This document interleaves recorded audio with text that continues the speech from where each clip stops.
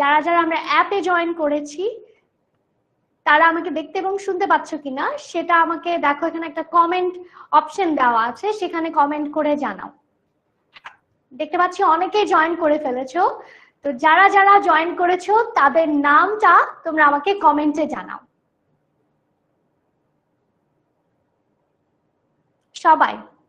সবাইকে শুভ দুপুর। আমাদের আজকে চ্যাপ্টার 2 এর উপরে একটা শর্ট একটা ক্লাস হবে, বেসিক কিছু পড়াশোনা হবে যাতে আমরা রিভাইজ করে নিতে পারি বেসিকটা। আর তো মূলত আজকে ফ্রি ক্লাসটা হবে চ্যাপ্টার 2 এর পুরো বেসিকের উপরে। তো তোমরা যারা যারা জয়েন করেছো তারা একটু কমেন্ট করে জানিয়ে দাও যে তোমরা কে কোথা থেকে জয়েন করেছো। তোমাদের সাথে একটু কথা শুরু করি, কথাবার্তা হোক, তারপরে আমরা ক্লাসটা শুরু করব। ক্লাসটা হবে 1 ঘন্টা 15 মিনিটের জন্য। আশা করি বেসিকটা তোমাদের এর মধ্যেই ক্লিয়ার হয়ে যাবে। যেমন নিধি আছে, নিধি অলরেডি আমাদের সাথে আছে এবং কমেন্ট করে ফেলেছে। তোমরা সবাই খেয়াল করো, ওখানে একটা কমেন্ট অপশন আছে। শেখ রেজওয়ান আছে, হ্যালো শেখ রেজওয়ান, কেমন আছো? কোথা থেকে জয়েন করেছো সেটাও আমাকে একটু জানাও।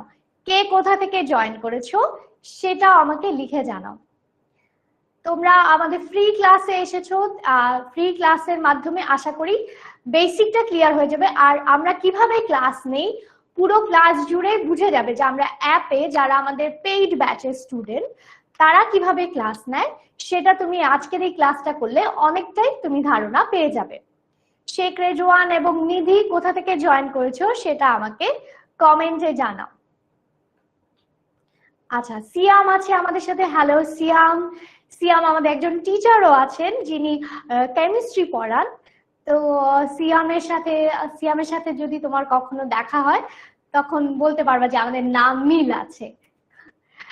ঠিক আছে, অনেকে জয়েন করেছে। চলো আজকে আমরা কি পড়বো? অধ্যায় 2 সমানুপাত ও লাভ ক্ষতি। সমানুপাত ও লাভ ক্ষতি, সাথে নৌকার গতিবেগ নিয়েও একটা প্রশ্ন আছে, পাইপের প্রশ্ন আছে যে পানি উপর দিয়ে দুটো নাল ছেড়ে দিলে কিরকম হবে। এই ধরনের অনেকগুলো টপিক এই অধ্যায় 2-তে আছে। হাই নুসাইবা, অনিকা আছে, তারপর ওয়াশি আছে, ওয়াশি মিয়া কেমন আছে, আফসা আছে, তারপর ফাউজ, তারপর হচ্ছে আবিদা আছে, হ্যালো আবিদা, অনেকে জয়েন করেছে। তারপর হাফিজা, হুজাইফা আছে, তারপর বরিশাল থেকে হামজা আছে, তারপরে প্রান্তিকা সাহা আছে। আচ্ছা, আমি নামগুলো দ্রুত যাচ্ছে, তো নাম ভুল হলে অবশ্যই ক্ষমা দৃষ্টিতে দেখবেন। ওয়ালাইকুম আসসালাম রাইসা, প্রান্তিকা, তারপর আফসা আছে কুমিল্লা থেকে। I got master book part 2, very good. Miraj, Miraj আমাদের পেইড ব্যাচের স্টুডেন্ট, এখানে পেইড ব্যাচের স্টুডেন্টরাও ক্লাস করতে পারবে। সাইবা আছে, তাও ইসলাম আছে, তারপর নাইমুল ইসলাম। তো তোমাদের পেইড ব্যাচের স্টুডেন্টদের সাথেও কিন্তু কথাবার্তা এখানে তোমরা বলে নিতে পারবে। হ্যাঁ, কিন্তু আমরা ক্লাসের মধ্যে কথাবার্তা বলি না যদিও। তাসমিম আছে চাঁদপুর থেকে, তারপরে মৃদুলা আছে, হ্যালো মৃদুলা, তারপরে আছে স্বাধীন আছে, স্বাধীন কেমন আছো? তারপর সুমাইয়া আছে, তাইবা আছে, তাসমিম আছে, আব্দুল্লাহ তামিম আছে, সাইবা আছে, তারপর মৃদুলা কুমিল্লা থেকে, স্বাধীন, তারপর নাইমুল, ওকে, অনেকে আছে। ইফাজ আছে, হ্যালো সবাইকে, ওয়েলকাম টু আওয়ার ক্লাস। কি বলেছি, এখানে অনেকগুলো টপিক আছে, ছোট ছোট টপিক। সমানুপাতটা মূলত অনুপাতেরই একটা অংশ। অনুপাতটা কিন্তু আমরা ক্লাস 6-এ একটা ধারণা পেয়েছি, ক্লাস 7-এ একটু বিশদ ভাবে আছে। তো আমরা কিন্তু ক্লাসে মোটামুটি আমাদের অনুপাত ক্লাসটা হয়ে গেছে। আমরা এখন লাভ ক্ষতি করাচ্ছি। লাভ ক্ষতি প্রথম ক্লাসটা হয়েছে, আগামীকালকে সেটা দ্বিতীয় ক্লাস হবে। তো যারা যারা তোমরা নতুন তাদেরকে আমরা একটু বলে দেই যে আমরা এখানে অনেক টিচাররা আছি যারা আমরা হচ্ছে এই পুরো 2025 এর টিচার হিসাবে আছি। ফ্রি আমরা যে ক্লাসগুলো নিচ্ছি এবং পেইড ব্যাচে যে ক্লাসগুলো নিচ্ছি, সে আমরা অভিজ্ঞ টিচাররা আছে, আমাদের অ্যামেজিং টিচাররা আছে যারা খুব সুন্দর করে ক্লাস নিচ্ছে ইন্টারঅ্যাক্টিভ ওয়েতে, যারা চেষ্টা করছে তাদের বেস্টটা দিয়ে ক্লাসটাকে সহজভাবে বোঝানোর। তো আশা করি তোমরা আমাদের টিচারদের সাথে একটা গ্লিমস দেখে নিতে পারো, বিশাল একটা গ্রুপ। তোমরা কি জানো আমরা পুরো ক্লাসে আজকে আলোচনা করব যে আমাদের সাথে কিভাবে আমরা ক্লাস নেব এবং কে কে আমাদের সাথে যুক্ত থাকে, কিভাবে কি হয় সেটা আমরা আস্তে আস্তে দেখতে থাকবো। তো চলো, আমরা কিভাবে ক্লাস নেই একটু আগে বলেছিলাম যে আমরা কিন্তু অলরেডি সমানুপাতের উপরে দুটো ক্লাস নিয়েছি, তিনটে ক্লাস নিয়েছি, আরেকটা ক্লাস আগামীকালকে হবে। মূলদ ও অমূলদ চ্যাপ্টারটা আমরা কিভাবে পড়িয়েছি এটা কিন্তু অলরেডি পড়ানো হয়ে গেছে। কিভাবে পড়িয়েছি? অধ্যায় 1 দেখো, মূলদ ও অমূলদকে আমরা 5টা, 1টা 2টা 3টা 4টা 5টা এবং একটা কিউএনএ মানে হচ্ছে সেই ক্লাসে তোমার এই টোটাল 5টা ক্লাসের উপরে যদি কোনো প্রশ্ন থাকে সেটা তুমি সরাসরি সেই টিচারকে প্রশ্ন করে উত্তর জেনে নিতে পারবে। তো 5টা ক্লাসে আমরা কিভাবে দেখো কিভাবে ভাগ করেছি, যা যা টপিক ছিল সেই টপিক গুলো অনুযায়ী আমরা ধাপে ধাপে কিন্তু আমাদের ক্লাসগুলোকে ভাগ করেছি। যেমন বর্গ এবং বর্গমূল চ্যাপ্টারটা একদমই নতুন তোমাদের জন্য কনসেপ্টটা, সেই কনসেপ্টটা নিয়ে একটা ক্লাস হয়েছে। তারপর ভাগের সাহায্যে তোমাদের বর্গমূল নির্ণয় করতে কিভাবে করতে হবে এটা কিন্তু খুব সুন্দর করে একটা ক্লাস নেওয়া হয়েছে। ম্যাক্সিমাম, আমি কিউএনএ সেশনটাতে ছিলাম, ম্যাক্সিমামেরই এত একটা সমস্যা নেই, তেমন একটা সমস্যা নেই। কয়েকজনের শুধু সমস্যা ছিল, যে কিউএনএ সেশনটাতে আমি দেখেছি অল্প কয়েকজনের কিছু সমস্যা ছিল। তো বর্গমূল, এই যে আমরা এইভাবে একটা ক্লাস পুরো নিয়েছি, ভাগের সাহায্যে কিভাবে বর্গমূল নির্ণয় করতে হয়, তারপর দশমিক ভগ্নাংশের বর্গমূল কিভাবে নির্ণয় করতে হয় সেটাও আমরা করেছি আরেকটা ক্লাসে। তারপর মূলদ ও অমূলদ সংখ্যা রেখা, অমূলদ সংখ্যা কিভাবে, অমূলদ সংখ্যা মানে হচ্ছে যাকে ভগ্নাংশ আকারে প্রকাশ করা যায় না, সেটা নিয়েও আমরা একটা ক্লাস নিয়েছি। তারপর আমরা ভগ্নাংশের বর্গমূলের যে অনুশীলনী ছিল সেটা নিয়েও আমরা একটা ক্লাস নিয়েছি। এইভাবে আমরা টোটাল 5টা ক্লাস নেওয়ার পরে 6 নাম্বার ক্লাসে আমরা তোমাদের কাছ থেকে যারা আমাদের পেইড গ্রুপে ছিলে তাদের কাছ থেকে প্রশ্ন নিয়ে সেই প্রশ্নগুলো আমরা সমাধানের চেষ্টা করেছি। এইভাবে হচ্ছে আমরা আমাদের গণিতের প্রথম চ্যাপ্টারের ক্লাসটা নিয়েছি। এভাবে বিজ্ঞানেরও ক্লাস নেওয়া হয়েছে। এভাবে যেমন দেখো, চ্যাপ্টার হচ্ছে 1-এ নিম্ন শ্রেণীর জীব, হ্যাঁ, নিম্ন শ্রেণীর জীবের উপরেও 1টা 2টা 3টা 4টা 5টা ক্লাস নেওয়া হয়েছে। এইভাবে তুমি দেখো প্রত্যেকটা টপিক অনুযায়ী কিন্তু আমরা আলাদা আলাদা করে টপিক অনুযায়ী সে 5টা ক্লাস আমরা নিয়েছি।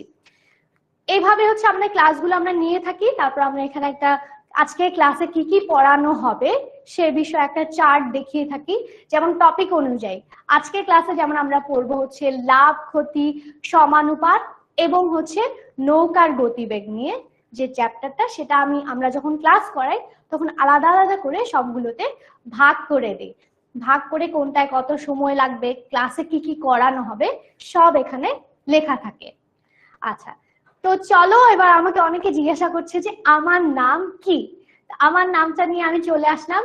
আমি ভাবলাম যে কেউ হয়তো আমার নাম জানতে চায় না, যেমন শামসু, এমডি শামসু আমার নাম জিজ্ঞাসা করছে, আপু আপনার নাম কি, অনেকে জিজ্ঞাসা করছে, সুমাইয়া জিজ্ঞাসা করছে। তো সবার জন্য আমার নামটা নিয়ে আসলাম যে সবাই যেন জয়েন করে, তারপর আমি আমার নামটা বলি, নাহলে তো আমার নামটা তোমরা জানবে না। আমার নাম সুস্মিতা মজুমদার।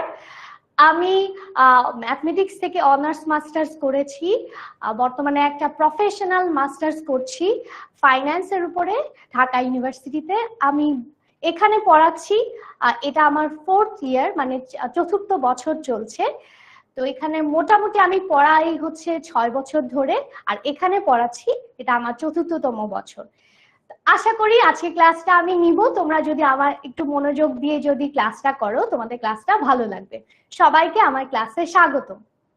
তো সবাই আমার নামটা জানতে পেরেছো, এবার তোমরা বলে ফেলো যে তোমাদের প্রথম চ্যাপ্টারটা কমপ্লিট হয়ে গেছে কিনা, তোমাদের প্রথম মূলদ ও অমূলদ চ্যাপ্টারটা কমপ্লিট হয়ে গেছে কিনা এবং কেমন লেগেছে পড়ে। মূলদ ও অমূলদ চ্যাপ্টারটা কিন্তু একদমই নতুন তোমাদের জন্য।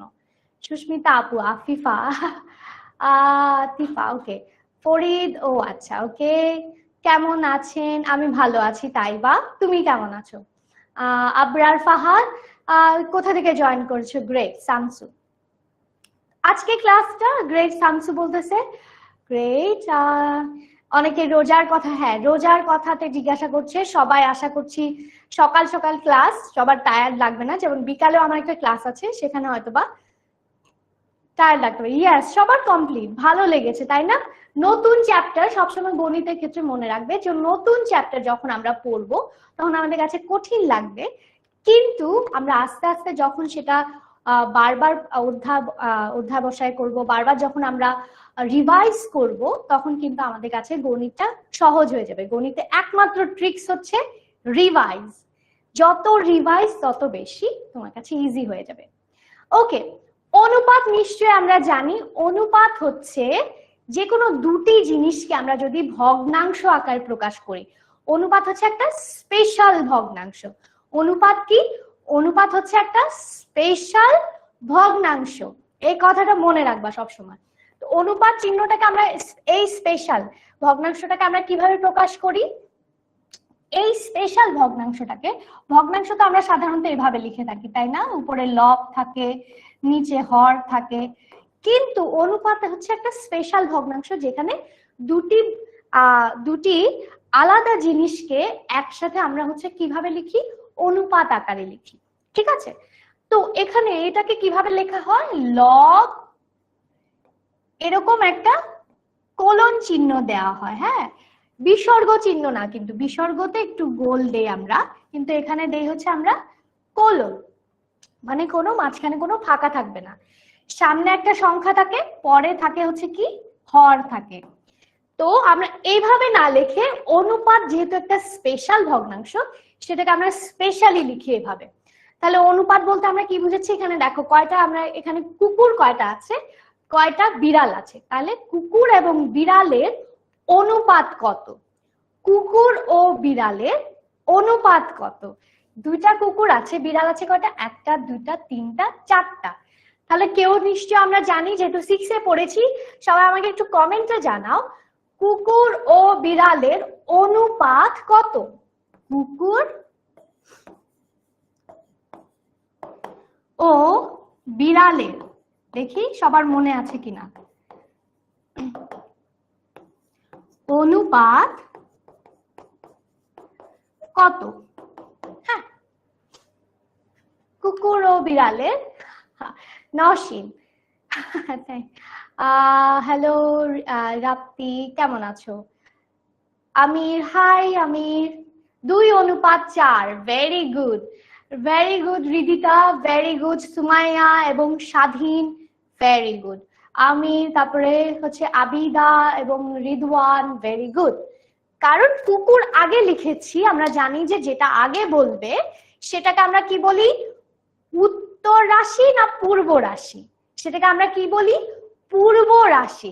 তাহলে এই যে লবে, আমরা লবটাকে আমরা সেখানে অনুপাতে আমরা লব বলি না, সেটাকে কি বলি? সেটাকে বলি পূর্ব রাশি। পূর্ব রাশি। আর এর পরেরটাকে কি বলি? এগুলো কিন্তু এমসিকিউর জন্য ইম্পর্টেন্ট, সেজন্য এই ছোট ছোট আমাদের যে বেসিকটা কিন্তু আমরা দেখা যায় অ্যাভয়েড করি, অঙ্কের দিকে বেশি ফোকাস করি। কিন্তু এই ছোট ছোট নামগুলো যদি আমরা না জানি, তখন কিন্তু পাটিগণিতের নামগুলো খুব ইম্পর্টেন্ট। সেজন্য আমাদের নামগুলো ব্যাপারে স্পষ্ট আমরা ধারণা থাকতে হবে, যেটা আমাদের এমসিকিউর ক্ষেত্রেও কাজে লাগবে, পাটিগণিতের অঙ্কের ক্ষেত্রেও কাজে লাগবে। আর এটা কি? উত্তর রাশি। উত্তরসূরির মতো উত্তর রাশি। উত্তরসূরি মানে কি? যারা পরবর্তীতে এসে আমাদের ব্লাড লাইনকে সামনের দিকে এগিয়ে নিয়ে যায়। তো পূর্ব রাশি মানে পূর্বজ, যারা আমাদের আগে ছিলেন সেরকম। হ্যাঁ, আগেরটা লবটাকে আমরা কি বলি? পূর্ব রাশি। সেটা কত? কুকুর, যেহেতু এখানে কুকুর লেখা, সেটা হচ্ছে পূর্ব রাশি, সেটা হচ্ছে 2। আমি একটু বড় করে লিখেছি, এখানে কিন্তু কোনো ফাঁকা চিহ্ন হবে না। আর বিড়াল হচ্ছে উত্তর রাশি। বিড়াল আছে কয়টি? একটা, দুইটা, তিনটা, চারটা। তাহলে 2:4। এটাকে কিন্তু আমরা আরো সরল করে লিখতে পারি, কারণ ভগ্নাংশকে কিন্তু আরো সিম্পলিফাই করে ছোট আকারে লেখা যায়, তাই না? সেটা এর জন্য আমরা চাইলে এটাকে এভাবে লিখতে পারি যে 1:2। 1:2। কেন? এটাকে আমরা চাইলে দুটাকে 2 দিয়ে ভাগ করে 1:2-তে প্রকাশ করতে পারি। এই যে বললাম 2:4 এবং 1:2 সমান, 2:4 এবং 1:2 সমান, এই দুটা অনুপাতকে একসাথে বলা হয় কি? সমানুপাতি। এই দুইটা অনুপাত যেহেতু সমান, সেহেতু এই দুইটা অনুপাত হচ্ছে একে অন্যের সমানুপাতিক। ঠিক আছে, একে অন্যের সমানুপাতিক। আমরা নিশ্চয়ই আমাদের মনে আছে, নিশ্চয় আমাদের ভগ্নাংশের ক্ষেত্রে মনে আছে যে সমানুপাতিক ভগ্নাংশ আমরা কি করেছি, আমরা যখন ভগ্নাংশ করেছিলাম তখন আমরা এরকম ভগ্নাংশ লিখেছিলাম যে 5/2 সমান হচ্ছে 10/4। এই দুইটা হচ্ছে ভগ্নাংশ সমান, আমরা করেছিলাম না? সেম একই কনসেপ্ট হচ্ছে সমানুপাতিকের ক্ষেত্রে। অনুপাত যখন দুটো অনুপাত সমান হয় তখন সেই দুটো অনুপাতকে আমরা বলি সমানুপাতিক। Clear? Okay, thank you Taiba. এখানে দেখো আবার অরেঞ্জ, দেখি সবাই এবার বলে ফেলো যে এটার অনুপাত কত হবে। আমি যদি বলি আপেলের অনুপাত এবং কমলার অনুপাত কত হবে, আপেল ও কমলার অনুপাত কত, এবং কমলা ও আপেলের অনুপাত কত, কমলা ও আপেলের অনুপাত কত, আপেল ও কমলার অনুপাত কত।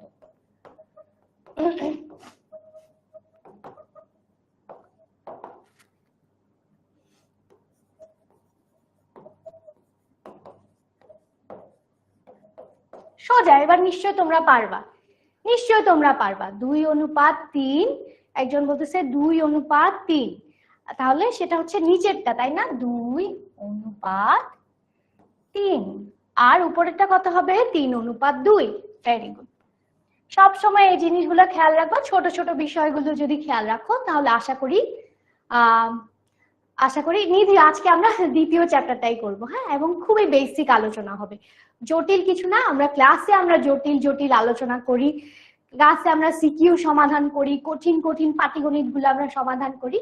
আজকে ক্লাসটা ফ্রি ক্লাস, আমরা একদম ফ্রি ভাবে করব, ফ্রি ভাবে হচ্ছে আমরা রিভাইজ করব।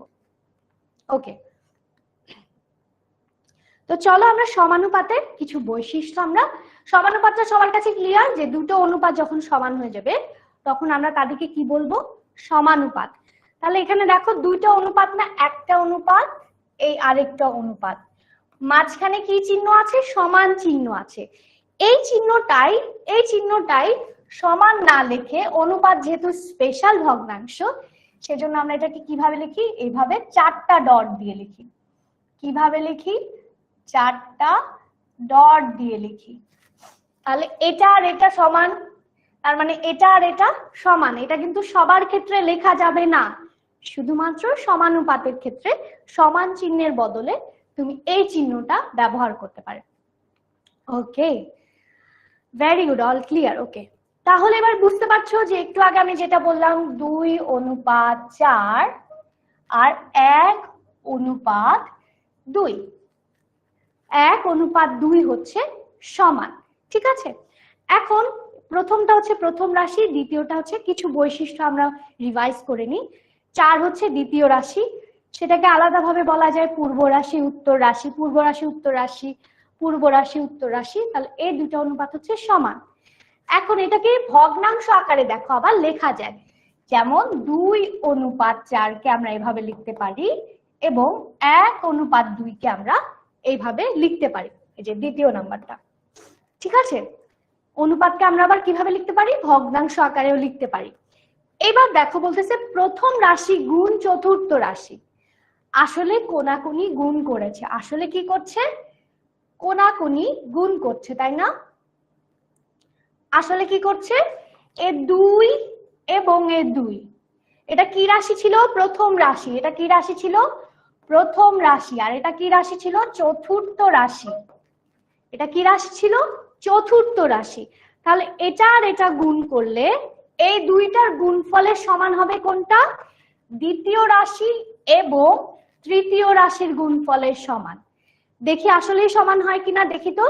2 দুগুণে 4, দেখো 2 দুগুণে 4, এ পাশে আসতেছে, তাহলে এ পাশে আসতেছে কোনটা? বাম পাশে, আর এ পাশে হচ্ছে ডান পাশ। 2 আর 2 এ গুণ করলে পেলাম 4, 4 আর 1 এ গুণ করলে পেলাম কত? 4। তার মানে এই কথাটা সত্যি। এটা কিন্তু আসে নানান ভাবে কিন্তু এটাকে মিসম্যাচ করে দিয়ে, একটু ট্রিকি করে দিয়ে এই প্রশ্নটা আসে যে দুইটা অনুপাতের মধ্যে প্রথম রাশি এবং চতুর্থ রাশির গুণফল যদি হয় 14, তাহলে তৃতীয় রাশি এবং দ্বিতীয় রাশির গুণফল কত? তোমরা কি আমাকে বলতে পারবা যে প্রথম রাশি এবং দ্বিতীয় রাশির গুণফল যদি হয়, প্রথম রাশি ও চতুর্থ রাশির গুণফল যদি হয় 14, প্রথম রাশি ও চতুর্থ রাশির গুণফল যদি হয় 14, তাহলে দ্বিতীয় রাশি ও তৃতীয় রাশির গুণফল কত? তাহলে বুঝবো এই বৈশিষ্ট্যটাও তোমরা বুঝে গেছো, এই বৈশিষ্ট্যটাও তোমরা বুঝে গেছো। আবু স্বাধীন, আবু বকর, স্বাধীন, আচ্ছা অনেকে আছে এখানে স্বাধীন, বাহ অনেকের নাম, সিয়াম, ওকে, সবাইকে ওয়েলকাম। 14 হাফসা বলছে, তারপরে দীতা ঘোষ, তারপর মেহরান, সুরাইয়া, তারপর হচ্ছে হজরত, এখানে লাইট পড়ছে, ইকরা, আবু আছে, হজরত আছে, জারিফ আছে, নিউ ইউজার তোমার নামটা অ্যাড করে নিও, তাসফিয়া আছে, ইফাজ আছে। 14, ওয়াও ভেরি গুড। তার মানে তোমরা বুঝে গেছো তাই না? এরকম ট্রিকি করে প্রত্যেকটা বৈশিষ্ট্য নিয়ে কিন্তু তোমাকে এমসিকিউ আসতে পারে, একটা ছোট শর্ট কোয়েশ্চেন আসতে পারে। তো খুব ভালো করে এটা কিন্তু মনে রাখবা এই সূত্রটা।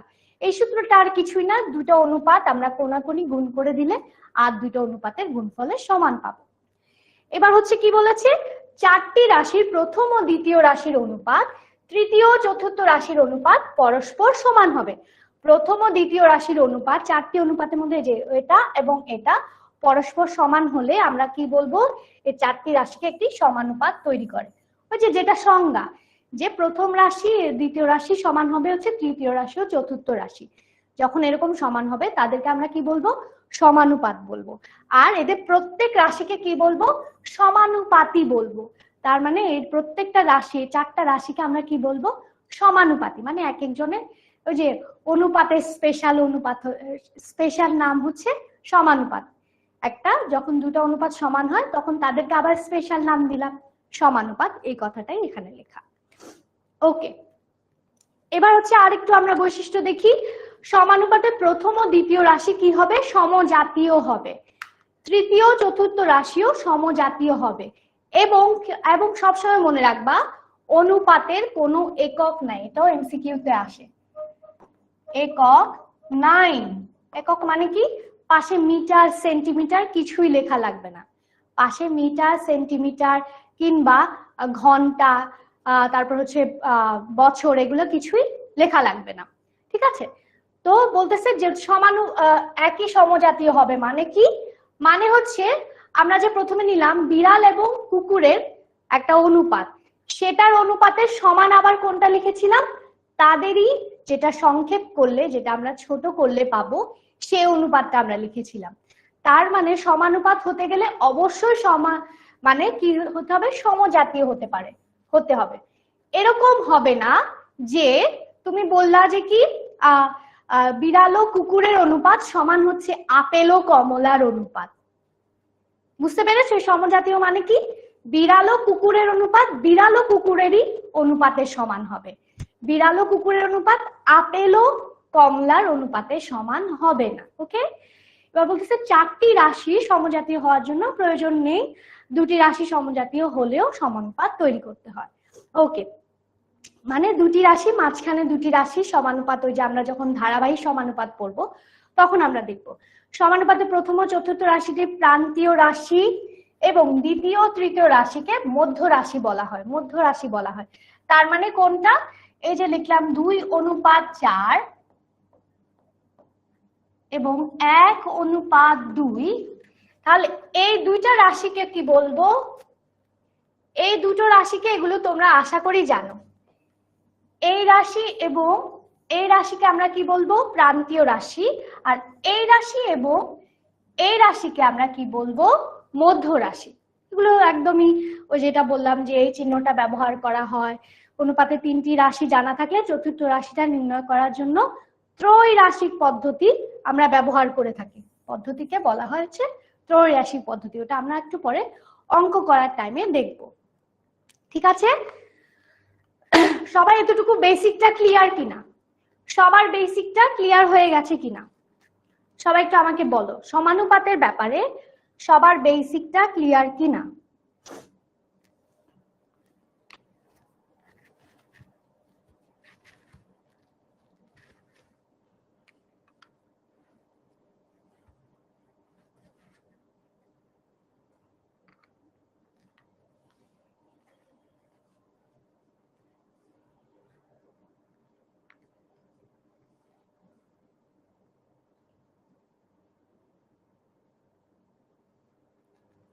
এছাড়াও আছে বহুরাশিক অনুপাত, হ্যাঁ ইয়েস ওকে। এছাড়াও আছে বহুরাশিক অনুপাত, তারপর আছে ক্রমিক সমানুপাত, ধারাবাহিক অনুপাত। মোটামুটি বহুরাশিক অনুপাত মানে কি, ধরো তিনটা অনুপাত একসাথে দেওয়া থাকবে, তখন এটাকে বলা হবে যে বিড়াল কুকুর এবং হচ্ছে ধরো আর কি আমরা পালি, ধরো পাখি, বিড়াল কুকুর ও পাখির অনুপাত, তখন তিনটা অনুপাত হয়ে যায়, 2:4:5। হ্যাঁ, তখন এই ধরনের বেশি রাশির অনুপাত হয়ে গেলে তখন আমরা তাকে কি বলবো, বহু রাশির অনুপাত। ঠিক আছে, তারপর হচ্ছে কি ক্রমিক সমানুপাত আছে, তারপর আছে কি ক্রমিক সমানুপাত আছে, তারপর আছে হচ্ছে ধারাবাহিক অনুপাত। ঠিক আছে, ক্রমিক সমানুপাত মানে কি, যে দুটো রাশি প্রথম ক্রমিক সমানুপাত হচ্ছে তৃতীয় রাশি, তিনটি রাশির মধ্যে প্রথম ও দ্বিতীয় রাশির অনুপাত, দ্বিতীয় তৃতীয় রাশির অনুপাত যদি সমান হয় তখন আমরা তাদেরকে কি বলবো, ক্রমিক সমানুপাত। ঠিক আছে, যে 2:4 এবং 4:5, যদিও এটা সমান না, যদিও এটা কিন্তু সমান না, তখন আমরা এটাকে কি বলবো, তখন আমরা এটাকে বলবো হচ্ছে, এটাকে যদি আমি ইরেজ করি,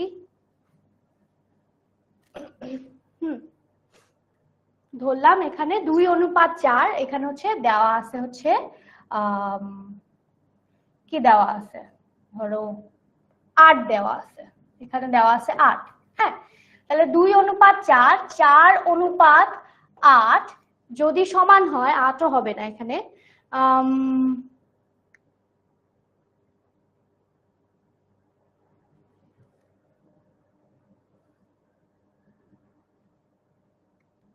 এখানে হতে পারে হচ্ছে 16 হতে পারে, 16। হ্যাঁ, তখন আমরা কি বলবো, এটা যদি 16 হয় তখন আমরা এটাকে কি বলবো, ক্রমিক সমানুপাত। যে প্রথম দুইটি অনুপাতের সমান যদি পরের দুটি অনুপাতের সমান হয়, এরকম তিনটি অনুপাত দেওয়া থাকলে তখন আমরা তাদেরকে ক্রমিক সমানুপাত বলবো। ওকে, আচ্ছা, তো ধারাবাহিক সমানুপাত মানে হচ্ছে গিয়ে কি, যখন হচ্ছে দুটি অনুপাত, ধারাবাহিক সমানুপাতও আছে তোমাদের বইতে, যে ধারাবাহিক অনুপাত হচ্ছে যখন প্রথম অনুপাতের উত্তর রাশি দ্বিতীয় অনুপাতের উত্তর রাশি দ্বারা দ্বিতীয় অনুপাতের উভয় রাশিকে গুণ করলে এবং দ্বিতীয় অনুপাতের পূর্ব রাশি দ্বারা উভয় রাশিকে গুণ করলে যে অনুপাত গঠন করা হয় তাকে আমরা কি বলি, ধারাবাহিক অনুপাত। ঠিক আছে, এদের ধারাবাহিক অনুপাতটা কত, এই যে দেখো প্রথম রাশি এই রাশিটা দ্বারা ধারাবাহিক অনুপাত একটু আমরা বুঝে নিই।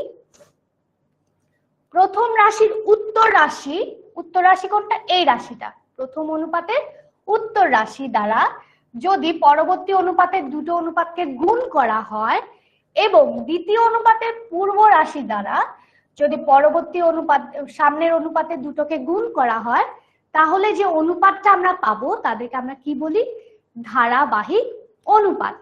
তাদেরকে আমরা কি বলি, ধারাবাহিক অনুপাত।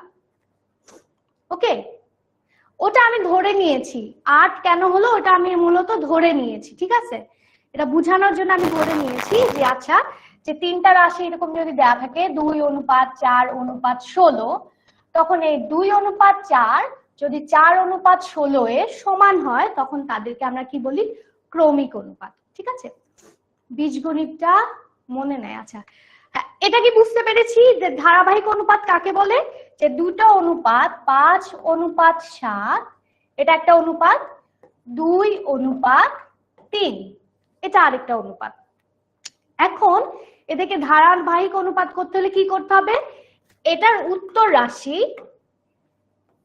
উত্তর রাশি দিয়ে এইটাকে গুণ করে দিতে হবে, তার মানে 2:7 এবং 3:7 হবে, তাই না? গুণ করে দিলে একটা আমরা তাহলে একটা নতুন অনুপাত পেলাম, একটা কি পাইলাম, নতুন অনুপাত পাইলাম। মূলত ধারাবাহিকই পরে হয়ে যাবে কি ক্রমিক অনুপাত। ঠিক আছে, তারপরে কি বলেছে, পরবর্তী রাশির পূর্ব রাশি দ্বারা, পূর্ব রাশি পরবর্তী যে অনুপাত তার পূর্ব রাশি দ্বারা প্রথম অনুপাতটাকে গুণ করলে কি পাবো, 2 গুণ 5 অনুপাত 7 গুণ 2। আরেকটা নতুন অনুপাত পেলাম। এখন এটা সমান কত হলো, এটা সমান হলো হচ্ছে 10 অনুপাত, আর এটা কত পেলাম 14। আর এটা কত পাবো, এটা পাবো 14 অনুপাত 21। এখন দেখো এটার উত্তর রাশি এবং এটার পূর্ব রাশি সমান হয়ে গেছে না? এটার উত্তর রাশি এবং এটার পূর্ব রাশি কি হয়ে গেছে, সমান। এখন এটাকে আমরা ধারাবাহিক অনুপাতে লিখতে পারি 10 অনুপাত 14 অনুপাত 21। 10 অনুপাত 14 অনুপাত। Very good Faiza Abida. এটাকে তখন কি বলা হবে, ধারাবাহিক অনুপাত বলা হবে। সবাই ক্লিয়ার যে প্রথম রাশির উত্তর রাশি দ্বারা, প্রথম রাশির কি রাশি দ্বারা, উত্তর রাশি দ্বারা, প্রথম অনুপাতের উত্তর রাশি দ্বারা দ্বিতীয় অনুপাতকে গুণ করলে যে গুণফলটা আমরা পাবো, পরবর্তীতে দ্বিতীয় রাশির পূর্ব রাশি দ্বারা, দ্বিতীয় রাশির পূর্ব রাশি দ্বারা, এটা কি পূর্ব রাশি দ্বারা প্রথম অনুপাতকে গুণ করলে যে গুণফলটা পাবো, এদের গুণফলের কি হবে, মাঝখানে আমরা দেখতে পাবো, এদের গুণফলটা করার পরে আমরা দেখতে পাবো কি এর মাঝখানে যেটা থাকবে তা সমান হয়ে যাবে। তখন সেটাকে আমরা কিভাবে লিখতে পারি, সেটাকে আমরা ধারাবাহিক অনুপাত আকারে লিখতে পারি। এটাকে ক্রমিক অনুপাত বলতেছে। দেখো 10 অনুপাত 14 আবার 14 অনুপাত 21, 14 অনুপাত 21, এটাকে বলতেছে কি ক্রমিক অনুপাত। ঠিক আছে, আশা করি তোমাদের এটা ক্লিয়ার হয়ে গেছে। আশা করি এটা তোমাদের ক্লিয়ার হয়ে গেছে।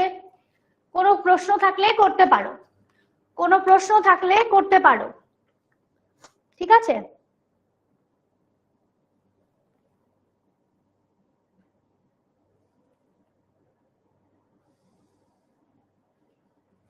হ্যাঁ, কোনো প্রশ্ন যদি থাকে তখন করতে পারো।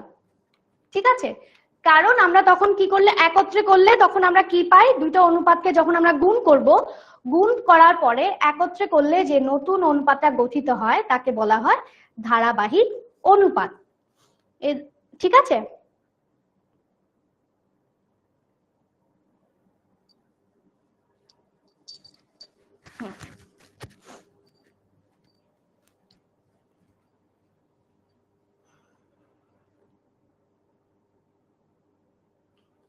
এটা আসলে ক্রমিক হবে না। ওকে, ক্রমিক না, হ্যাঁ, ধারাবাহিক অনুপাত। এটাকে আমরা তখন কি করলাম, দুইটা অনুপাতকে আমরা একসাথে করে, ক্রমিক হবে না, ক্রমিক হবে হচ্ছে তিনটা অনুপাতের প্রথম অনুপাত, প্রথম যে দুইটা অনুপাত, পরবর্তী দুইটা অনুপাত যদি সমান হয়। ঠিক আছে, ক খ গ, ক খ গ এরকম অনুপাতের মধ্যে ক এবং খ যদি খ এবং গ এর সমান হয়, তখন আমরা তাদেরকে কি বলবো, তখন আমরা তাদেরকে বলবো হচ্ছে ক্রমিক অনুপাত।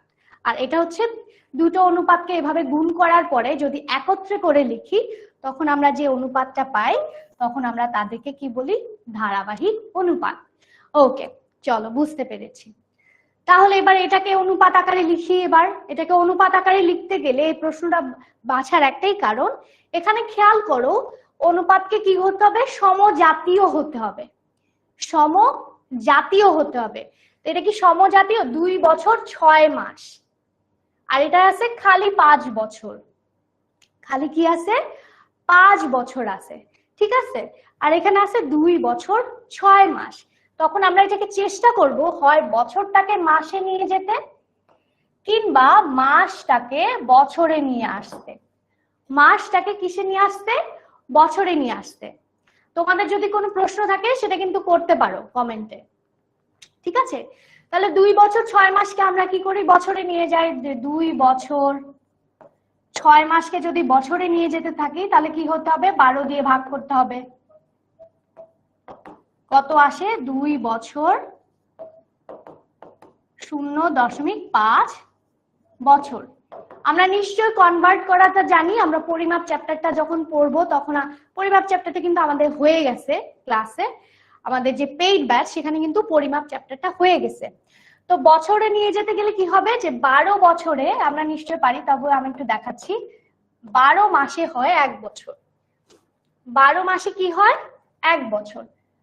তাহলে 1 মাসে কত, 6 মাসে কত, 12 মাসে ঐকিক নিয়ম আর কি, 12 মাসে হয় 1 বছর।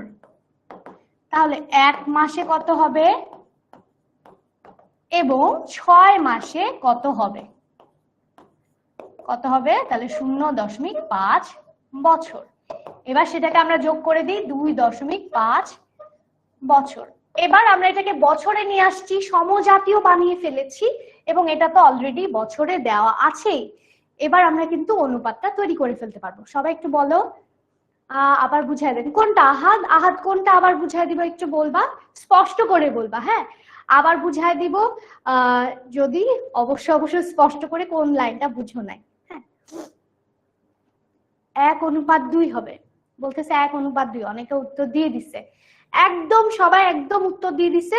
তোমরা চাইলে এভাবে না দিয়ে কিন্তু উত্তরটা 2:5 এটাও বলতে পারতা, কিন্তু সবাই অলরেডি কি করেছো, উত্তরটা দিয়ে দিছো, মানে এটাকে আরো সিম্পলিফাই করে ফেলছো, আরো কি করেছো, একদম শর্ট ভার্সনে নিয়ে গেছো। তাহলে কত হবে 2.5 কে যদি আমরা ভগ্নাংশ আকারে লিখি যে 2.5, আমি যারা যারা বুঝবে না তাদের জন্য একটু ভেঙে দেখাচ্ছি। তাহলে দশমিক উঠে গেল, কত হলো, নিচে আসলো 10, 5 5 25, 5 দুগুণে 10, উপরে আসলো 1, তাহলে 1:2। 1:2 এটাকেই সবাই একদম একদম সবাই কোনো ক্যালকুলেশন আর বলে নাই, সবাই অনেক ভালো পারি আমরা, রিভাইজ হয়ে গেছে, তার মানে 1:2 আকারে বলে দিয়েছে কমেন্টে। মাসে কনভার্ট করলে হবে, হ্যাঁ হ্যাঁ অবশ্যই। নসীন, এই যে মুনের প্রশ্নটা একটু খেয়াল করো, খুবই ইম্পর্টেন্ট একটা প্রশ্ন, সে খুব সুন্দর করে করেছে যে মাসে কনভার্ট করলে হবে কিনা। অবশ্যই হবে, অবশ্যই হবে। সেটাকে তুমি তখন বছরটাকে কি করবা, 2 দিয়ে 2 বছরটাকে গুণ করে নিবা এবং 2 দিয়ে মানে 12 মাস, তার মানে বছরে গুণ করতে গেলে কি হবে 2 গুণ 12, আর এখানে কি করতে হবে 5 গুণ 12 মাসে নিয়ে যাবা, তারপর সেটাকে এবার আমরা অনুপাত আকারে প্রকাশ করব, একই হবে। ওকে মাহবুবা, ওকে ইভি, ইভি প্রশ্ন থাকলে করবা, ঠিক আছে। 30:60, ভেরি গুড। ওকে, প্রথম থেকে বুঝায় দেন। ওকে, এটা বলেছি কি বছরে 2 বছর 6 মাস কনভার্ট করতে হবে, ঠিক আছে, তোমাকে পরিবর্তন করতে হবে। আমরা কিলোমিটার থেকে সেন্টিমিটারে নেওয়া শিখেছিলাম, সেম ভাবে আমরা মাঝে মাঝে কি বলি 1 ঘন্টা 30 মিনিট, আমরা কিন্তু বলি না এটাকে। আমি যদি বলি 1 ঘন্টা 30 মিনিটকে 1 ঘন্টা 30 মিনিটকে তুমি কিসে নিয়ে যাও, ঘন্টায় নিয়ে যাও, তখন আমরা কি বলি 1.5 ঘন্টা। কিভাবে করি, এই 30 কে তখন 60 দিয়ে ভাগ করি, সেটা চলে আসে 0.5 আওয়ার্স। তাহলে 1 এর সাথে যোগ করে দেই 0.5, মানে 1.5 ঘন্টা। সেম টু সেম যদি বলি আমি মিনিটে নিয়ে যাও, তখন আমরা কি বলবো যে আমাদের 90 মিনিট লেগেছে, ক্লাসটা করতে 90 মিনিট লেগেছে। আর যখন আমরা বলবো যে ঘন্টায় বলো, তখন তুমি কি বলবা, একসাথে 1 ঘন্টা 30 মিনিট না বলে তখন তুমি কি বলবা 1.5 ঘন্টা লেগেছে, ঠিক আছে। সেম কনসেপ্টটাই এখানে অ্যাপ্লাই করেছে। একই জাতীয় বানানোর পরে যেহেতু এখানে বছর দেয়া আছে, সেজন্য আমরা কি করেছি বছরে নিয়ে গেছি, বছরে নিয়ে গিয়ে আমরা এভাবে করে অনুপাত আকারে প্রকাশ করেছি। চলো আমাদের যে ক্রমিক আজকে যে প্রশ্নটা আছে সেই প্রশ্নটা এমসিকিউর সাথে মিল আছে, চলো তাড়াতাড়ি করি।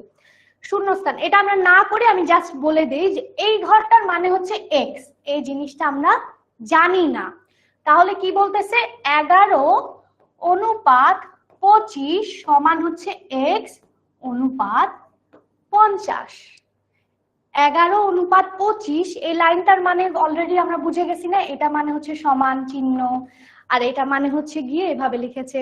তো এটা খালি ঘর মানে তুমি এক্স ধরতে পারো, ওয়াই ধরতে পারো, ক ধরতে পারো, খালি ঘরও রেখে দিতে পারো, ঠিক আছে। এবার আমরা সেটাকে ভগ্নাংশ আকারে প্রকাশ করি।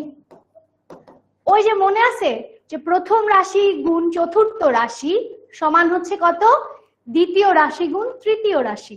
সেম একই কনসেপ্ট আমরা এখানে অ্যাপ্লাই করব। তাহলে আমরা পেয়ে যাচ্ছি x গুণ 25 সমান হচ্ছে 11 গুণ 50। এবার আমরা x এর মানটা নিশ্চয়ই বের করে ফেলতে পারবো। ভেরি গুড ইকরা, অপূর্ব সরকার, সাথে রামিসা, ওকে, আলিয়া আবরার, ভেরি গুড। ওকে, তাহলে প্রশ্নটা আমরা বুঝতে পেরেছি কিভাবে এটা বের করতে হবে। সবাই অলরেডি গুলো আমরা জানি। জাস্ট হচ্ছে x এর মান বা খালি ঘরের মানটা আমরা এই পাশে রাখবো। এই যে দেখো, প্রথম রাশি গুণ চতুর্থ রাশি, দ্বিতীয় রাশি গুণ তৃতীয় রাশি। তো ওখানে কোন রাশিটা মিসিং? দ্বিতীয় রাশিটা মিসিং। তো দ্বিতীয় রাশিটাকে আমরা কি করলাম, এই পাশে রেখে বাকি সবকে ওই পাশে পাঠালাম, পেয়ে গেলাম আমাদের দ্বিতীয় রাশি। ক্লিয়ার? 22। হ্যাঁ, এগুলো তার মানে সবাই পারো। দেখো আমাদের কিন্তু রিভাইজ হয়ে গেল। এবার বলতেছে সোনিয়া ও কানিজের বয়সের অনুপাত হচ্ছে এত, কানিজ ও রূপার বয়সের অনুপাত হচ্ছে এত। কানিজ ও রূপার বয়সের অনুপাতের উত্তর রাশি কোনটি? কানিজ ও রূপার বয়সের অনুপাতের উত্তর রাশি কোনটি? তাহলে এটা কি? এটা হচ্ছে পূর্ব রাশি, এটা হচ্ছে কি? উত্তর রাশি। তাহলে কানিজ ও রূপার উত্তর রাশি হচ্ছে 42। এটা আমরা অলরেডি বলে দিতে পারছি। তারপরে দেখি, তারপর বলেছে সোনিয়া ও কানিজের অনুপাত হচ্ছে এত, কানিজ ও রূপার অনুপাত হচ্ছে এত। বলতেছে কানিজ রূপা ও সোনিয়া কানিজ ও রূপার ধারাবাহিক অনুপাত। এটা মানে কি? এটা মানে হচ্ছে ধারাবাহিক অনুপাতটা কত। আমরা কিন্তু অলরেডি ধারাবাহিক অনুপাত কিভাবে বের করতে হবে সেটা আমরা জেনে গেছি। ধারাবাহিক অনুপাত কত সেটা আমরা কিন্তু অলরেডি জেনে গেছি। সেটা কিভাবে করেছি? 8 অনুপাত 6 আর 36 অনুপাত 42। হ্যাঁ, সেটাকে আমরা কি করব? সেটাকে আমরা জানি যে এটার সাথে এটাকে গুণ করব আর এটার সাথে এটাকে গুণ করব। এটার একটা শর্টকাট টেকনিক আছে, এটা আমি একটু তোমাদেরকে দেখাতে চাই। হ্যাঁ, এটা একটু সবাই একটু দেখি শর্টকাট টেকনিকটা। সেটা হচ্ছে ধরো ক অনুপাত খ হচ্ছে 2 অনুপাত 3, খ অনুপাত গ হচ্ছে কত?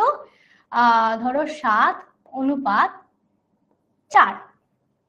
ঠিক আছে, এখন আমাদেরকে বানাতে হবে কত? ক অনুপাত খ অনুপাত গ, মানে ধারাবাহিক অনুপাত বানাতে হবে। ঠিক আছে, কিভাবে বানাবো দেখো, খেয়াল করো।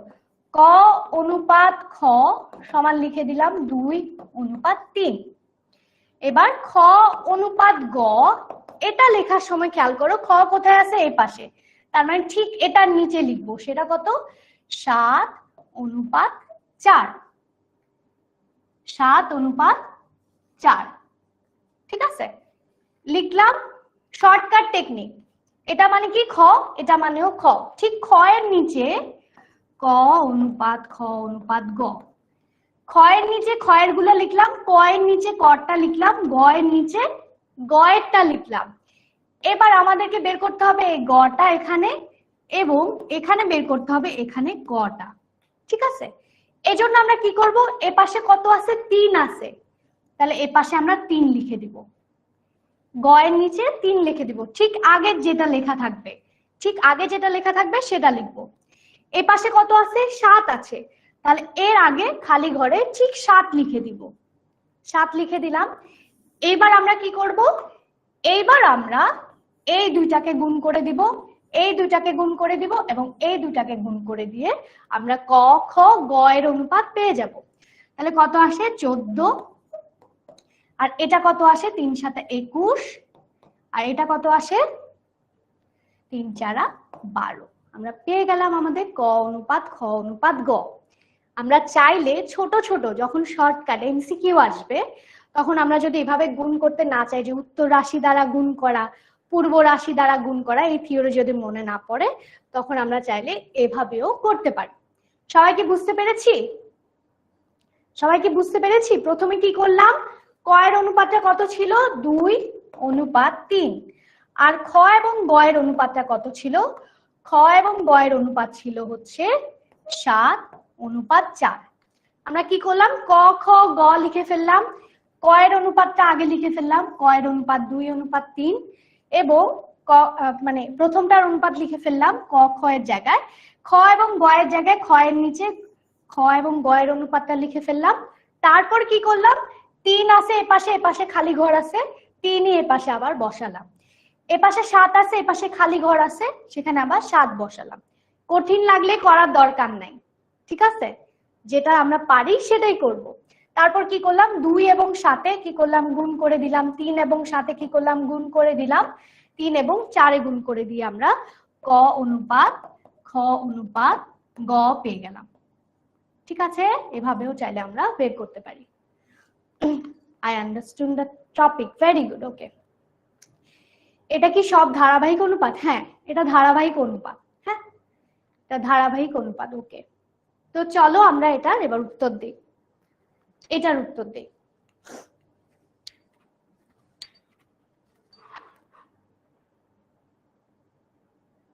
আমরা পোল দিচ্ছি, এবার সবাই পোলে অংশগ্রহণ করবা। সবাই দেখবা যে তোমাদের স্ক্রিনে লেখা আসবে ABC,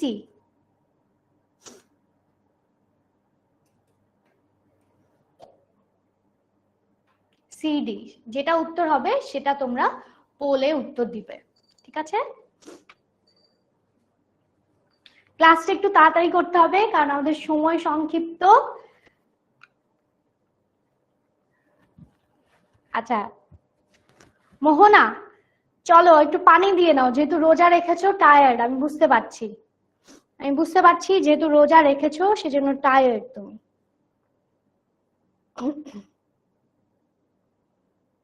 পোলটার উত্তর দাও, তখন আমরা আশা করি ভালো লাগবে।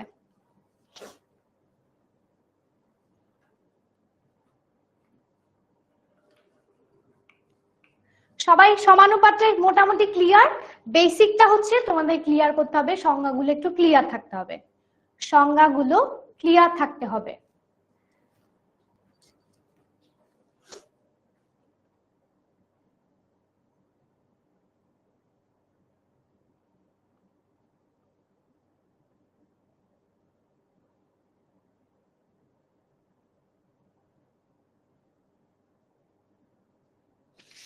বাহ, সবার উত্তর পেয়েছি, ভেরি গুড সবাইকে, সবাই খুব ভালো। দেখতে পাচ্ছি ম্যাক্সিমামই উত্তর সঠিক দিয়েছো, তো তার মানে তোমরা খুবই ভালো পারো, আমার কাছে মনে হচ্ছে তোমরা খুব ভালো প্রিপারেশন নিচ্ছ। ভেরি গুড, ওকে। আচ্ছা, এটা উত্তর ম্যাক্সিমামে আমরা হচ্ছে সহজ ভাবে দিয়েছি, কেউ কেউ আমরা উত্তরটা ভুল দিয়েছি। সবাইকে এটা বুঝতে পেরেছি? জাস্ট কি করতে হবে, 9:18 সমানুপাত হচ্ছে কত, 20 অনুপাত এইটা কত দেওয়া নাই, এইটা কত দেওয়া নাই। আমরা কিন্তু এমসিকিউ যখন করাই এমসিকিউটা সমাধানও কিন্তু ক্লাসে করিয়ে দিই। এটা আমরা একটু আগে বের করা শিখে গেছি যে 9/18 সমান হচ্ছে 20 ভাগ খালি ঘর। এবার আমরা সেটাকে খালি ঘরটা বের করে নিতে পারি চতুর্থ রাশি, যে চতুর্থ রাশি যদি এই পাশে থাকে তখন আমরা পেয়ে যাব কত, 20/9 × 18। এবার তুমি যদি করো চলে আসবে আমাদের কত, 40। ক্লিয়ার? আচ্ছা, আমরা সবাই নিশ্চয়ই অনেকে দেখতে পাচ্ছ যে ক্লাসে অনেকে বলতেছে যে মাস্টার বুকের কথা। তো মাস্টার বুকটা সবার কাছে অলরেডি সেকেন্ডটা চলে গেছে, আমরা পড়াই হচ্ছে আমাদের মাস্টার বুক ধরে, যে মাস্টার বুকের মধ্যে আমরা দিয়ে দেই হচ্ছে হোমওয়ার্ক। আমাদের মাস্টার বুকে থাকে বেসিক, সাথে প্র্যাকটিস করার জন্য যে অনুশীলনীগুলো আছে অনুশীলনীর সমাধান, তারপর থাকে হচ্ছে আমাদের সে ক্লাস ওয়াইজ, ধরো আজকে ক্লাসে আমি কি কি পড়াবো সেই অনুযায়ী কিন্তু আমাদের মাস্টার বুকে ভাগ করা থাকে যে আজকে ক্লাসে কি হবে, ঠিক আছে। সেই অনুযায়ী কিন্তু আমাদের মাস্টার বুকে ভাগ করা থাকে যে আজকে টপিক যতটুকু আমি পড়াবো। দেখেছিলাম না একদম ক্লাসে প্রথমে যে 5টা টপিক আজকে পড়ানো হবে। আজকে কয়টা টপিক পড়ানো, আজকে ক্লাসে কয়টা টপিক পড়ানো হবে, 3টা টপিক। হ্যাঁ, সে 3টা টপিকের উপরে দেখা যায় যে আমাদের প্রথম একটা ক্লাস তৈরি করা থাকে।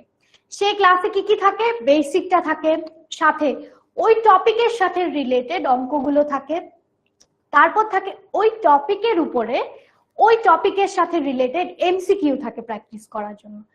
তারপর সেখানে কি থাকে, তারপর সেখানে থাকে হোমওয়ার্ক থাকে, যে তুমি এই টপিকের উপরে বাসায় কিভাবে প্র্যাকটিস করবে তার জন্য একটা হোমওয়ার্কও থাকে। তার মানে পুরো ক্লাসটাই আমরা নিয়ে থাকি মাস্টার বুক ওরিয়েন্টেড। যারা আমাদের পেইড ব্যাচের স্টুডেন্ট তারা কিন্তু এই মাস্টার বুকটা কোর্স কেনার সাথে সাথে তারা কিন্তু ওই মাস্টার বুকটারও অ্যাক্সেস পেয়ে যায়, তাদের কাছে পাঠিয়ে দেওয়া হয়। ঠিক আছে, তো যারা যারা হচ্ছে নতুন তারা নিশ্চয় জানো না যে কিভাবে আমরা পড়াই ক্লাসে।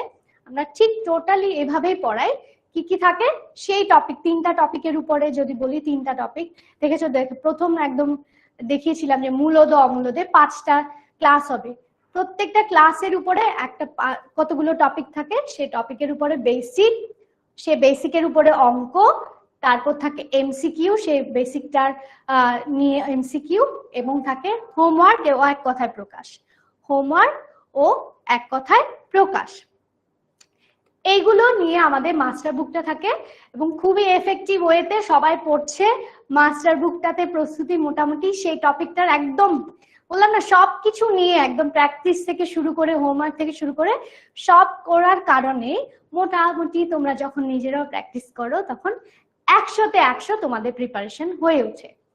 তারপর কি থাকে, পরীক্ষায় আসার মতো যেটা যা যা বলেছি, যে অধ্যায় ভিত্তিক প্রশ্ন উত্তর থাকে, তারপর হচ্ছে অনুশীলনী থাকে, তারপর হচ্ছে হোমওয়ার্ক থাকে। সেটা নিয়ে আমরা আবার ক্লাসের শেষে আরো বিস্তারিত আলোচনা করবো, এবং ক্লাসও কিভাবে হয় সেটা আমরা ঠিক একদম ক্লাসের আগে লাস্টের আগে কিছুটা জেনে নিব। তো চলো আমাদের পরের টপিকে চলে যাই, লাভ ক্ষতির টপিক। আমরা আজকে সবাই দোকানদার, আমাদের আছে কি একটা ফ্রুটের দোকান। ঠিক আছে, তো ফ্রুটের দোকানে কয়টা মাস্টার বুক পাবা? তুমি যদি কোর্স কেনো তখন আমাদের যেমন এবার তিনটা মাস্টার বুক দেওয়া হচ্ছে। যে প্রথম দিকে যারা পড়েছে তারা হচ্ছে প্রথম 1 এবং 3 নাম্বার চ্যাপ্টার পড়েছে, এর পরবর্তী 2-3 মাসে ওরা কি কি পড়বে সেই অনুযায়ী আবার একটা মাস্টার বুক দেওয়া হয়েছে। এরপরে আবার আরেকটা মাস্টার বুক ওদের কাছে যাবে। তাছাড়াও ওদের কাছে আমাদের প্ল্যান আছে যে ওরা বার্ষিক পরীক্ষার আগে যাতে প্রস্তুতি নিতে পারে সেজন্য কিন্তু ওদের কাছে সেরকম একটা বই চলে যাবে। তো সবাই আমরা আজকে দোকানদার, আমাদের লাভ এবং ক্ষতি খুব বেসিক, আমি খুব বেশি টানবো না। লাভ ক্ষতির ব্যাপারে আমরা সবাই জানি যে লাভ মানে কি। লাভ মানে হচ্ছে গিয়ে আমি যদি আজকে কমলা বিক্রি করি, কমলা কিনেছি, খেয়াল করো, জাস্ট একবার বলবো ক্রয় মূল্য। লাভ বা ক্ষতি নির্ভর করবে কিসের উপরে? ক্রয় মূল্যের উপরে। ক্রয় মূল্য মানে কি, তুমি যেহেতু দোকানদার, তুমি জিনিসটা কত টাকা দিয়ে কিনেছো সেটা বিক্রি করার পরে তোমার কত ক্ষতি বা লাভ হবে সেটা নির্ভর করবে তুমি জিনিসটা কত টাকা দিয়ে কিনেছো। ধরলাম আমি জিনিসটা 100 টাকা দিয়ে কিনেছি, আমি 1 কেজি অরেঞ্জ কিনেছি 100 টাকায়। এখন আমি সেটা বিক্রি করব, অবশ্যই একটা ব্যবসা করার উদ্দেশ্য থাকে, প্রফিট তৈরি করা। ঠিক আছে, 100 টাকায় কিনে কিন্তু সে 100 টাকায় বিক্রি করে না। যদি সে 100 টাকায় কিনে,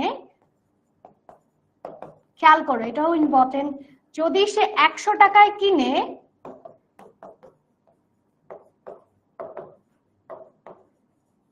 সে 100 টাকায় বিক্রি করে, তখন কোনো লাভ বা ক্ষতি হয় না। তখন কোনো লাভ বা ক্ষতি হয় না। তখন সে যে টাকায় কিনে সে টাকায় বিক্রি করে, তার মানে তার কোনো কিছুই হয় না। সে আবার এই 100 টাকা কিনেছিল, ওই 100 টাকাটাই সে আবার ফেরত পেয়ে যায়। এখন সে যদি কিনে 100 টাকায় আর বিক্রি করে হচ্ছে 80 টাকায়, তখন তার কি হয় কেউ কি জানি? আমরা কেউ কি জানি? যেহেতু আমি 100 টাকায় কিনেছি, বিক্রি করছি আমি 80 টাকায়, অবশ্যই আমার লাভ হলো না, আমার 20 টাকা আমার থেকে, কিন্তু আমার ছিল 100 টাকা, অরেঞ্জের দাম ছিল, অরেঞ্জটা একটু নষ্ট হয়ে আসাতে সাধারণত ক্ষতিতে বিক্রি করে না, যেহেতু নষ্ট হয়ে আসতেছে সে 80 টাকায় ছেড়ে দেয়। তখন তার কি হয়? তার কি হয় সবাই একটু কমেন্টে জানাই। তার হয় ক্ষতি, তাই না? 20 টাকা লস। তার ক্ষতি কত টাকা হয়? 20 টাকা ক্ষতি। ভেরি গুড রাপ্তে, এবং loss, right Sumaiya, Suraiya, Abrar, Aliya Abrar, very good. ক্ষতি। এখন সে কিনেছে 100 টাকায়, সবগুলো দেখো ক্রয় মূল্যের উপরে তার লাভ বা ক্ষতি নির্ভর করতেছে। বিক্রি করেছে 120 টাকায়, দোকানদার অনেক হ্যাপি, আমরা অনেক হ্যাপি, তাহলে তার হবে কি 20 টাকা সে বাড়তি পেল। 100 টাকার পরে সে আরো 20 টাকা বেশি পাইলো, বেশি পেয়ে গেল না বিক্রি করার পরে, তার মানে তার কি হলো, তার লাভ হলো। লাভ হলে সবসময় দোকানদার কি থাকে, হ্যাপি থাকে, তাই না? Very good. লস, তামিম সহ সবাই, হ্যাঁ আগেরটা লস ছিল। ফাইজা ভেরি গুড, সবাই খুবই মনোযোগী। এই হচ্ছে বেসিক কনসেপ্ট। তার মানে খেয়াল করো, ক্রয় মূল্য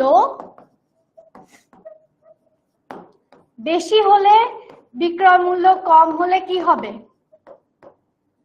বিক্রয় মূল্য কম হলে ক্ষতি হবে। ক্রয় মূল্য, এগুলো তোমাদের এখানে দেওয়া আছে। ক্রয় মূল্য বেশি হলে, কম হলে, বিক্রয় মূল্য যদি বেশি হয়, এভাবেও কিন্তু তোমাদের বইতে দেওয়া আছে। এই চারটা সবাই একটু পড়বা। তখন কি হবে? তখন হবে লাভ, আর এটা কি হবে? ক্ষতি। ঠিক আছে, এই বেসিক কনসেপ্টটা জুড়েই হচ্ছে তোমাদের পুরো ক্লাসের অঙ্কগুলো। কোনটা কোনটা? লাভ। হ্যাঁ, মানে আমি তো খুব তাড়াতাড়ি লিখছি, সময় অনেক কম, আর আমার হাতের লেখা তোমাদের মতো তো ভালো না, ঠিক আছে, এই জন্য। ওকে, তাহলে বুঝতে পারছো, তাহলে এটা কত হবে? লাভ হবে, এখানে হবে হচ্ছে ক্ষতি।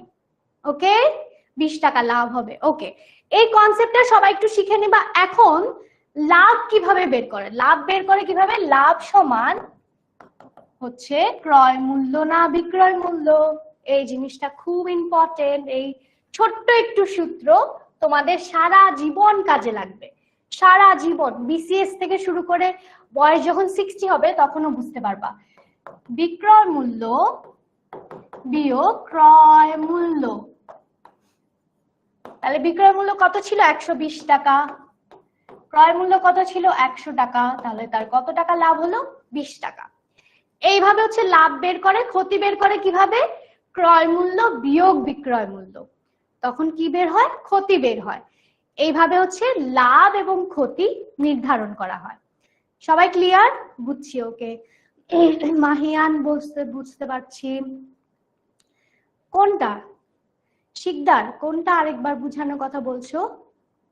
নট লাভ, হ্যাঁ লাভ হবে, লাভ, লাভ না, হ্যাঁ ভালোবাসা, আমরা সবাই সবাইকে ভালোবাসি। ওকে, যখন ক্ষতি হবে তখন কি হবে সেটা আমাকে একটু কমেন্টে জানাও। যখন ক্ষতি হবে তখন আমরা কিভাবে লিখবো? ক্ষতি সমান কিভাবে লিখবো সেটা আমাকে কমেন্টে জানাও। চলো আমরা পরের প্রশ্নটা চলে যাই। একটা কলম 20% লাভে বিক্রি করে, তাহলে দ্রব্যটির বিক্রয় মূল্য কত? খুব শতকরা কথা কি আমরা মনে আছে? এই চ্যাপ্টারটা পড়তে গেলে কিন্তু শতকরা, ওই যে স্পেশাল ভগ্নাংশ, আরেকটা স্পেশাল ভগ্নাংশ, সেটা কি? একটা পার্সেন্ট চিহ্ন দেয়া থাকে। এই পার্সেন্ট চিহ্নটার মানে কি?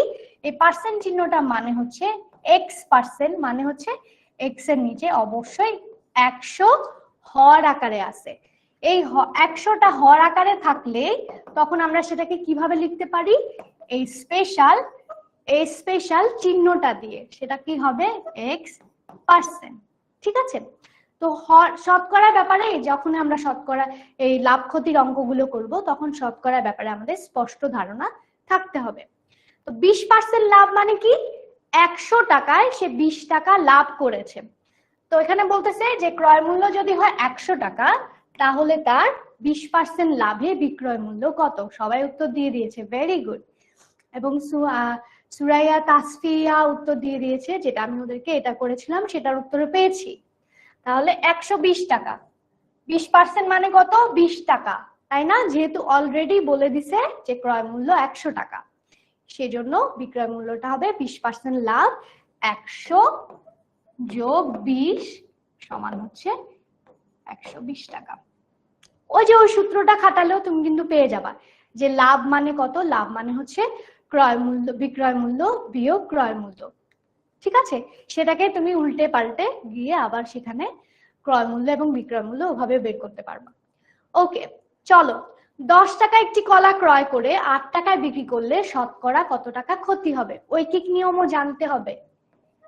ঐকিক নিয়ম। এই পুরো চ্যাপ্টারে ঐকিক নিয়মটা খুব ইম্পর্টেন্ট। ঐকিক নিয়ম মানে কি? একের মাধ্যমে বোঝা, ঠিক আছে? একের মাধ্যমে কোনো জিনিসের পরিমাণ নির্ণয় করা, ঠিক আছে? তো 10 টাকার একটি কলা ক্রয় করে 8 টাকায় বিক্রি করে, তার মানে অবশ্যই তার কি হয়েছে? ক্ষতি হয়েছে। এখন বলতেছে 10 টাকায় কত টাকা ক্ষতি হয়েছে? 2 টাকা ক্ষতি হয়েছে। 10 টাকায় ক্রয় করে কি করলো? 8 টাকায় সে বিক্রি করলো। বিক্রি করে শতকরা কত টাকা ক্ষতি হয়?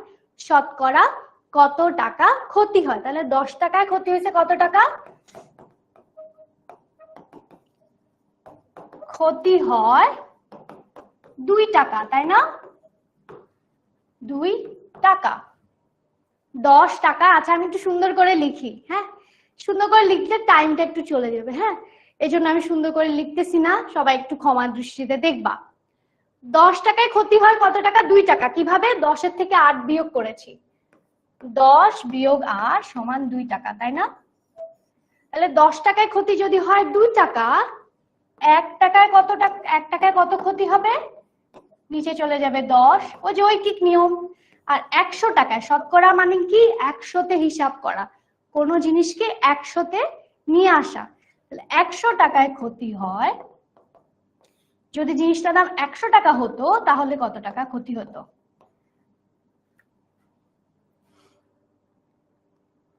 তাহলে কত পার্সেন্ট ক্ষতি হতো সেটাই বের করতে বলেছে।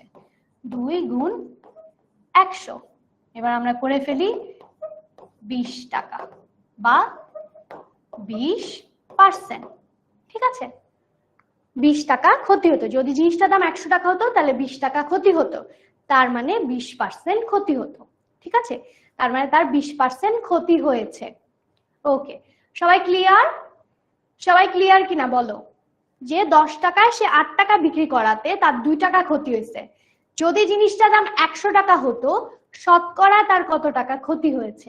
তাহলে শতকরা তার 20% ক্ষতি হয়েছে, ঠিক আছে? ওকে, চলো পরের অঙ্কটা দেখি। একটি দ্রব্য 5% ভ্যাট দিতে হয়। ওই যে 5% মানে কি? 100 টাকায় 5 টাকা করে তাকে এক্সট্রা টাকা দিতে হয়।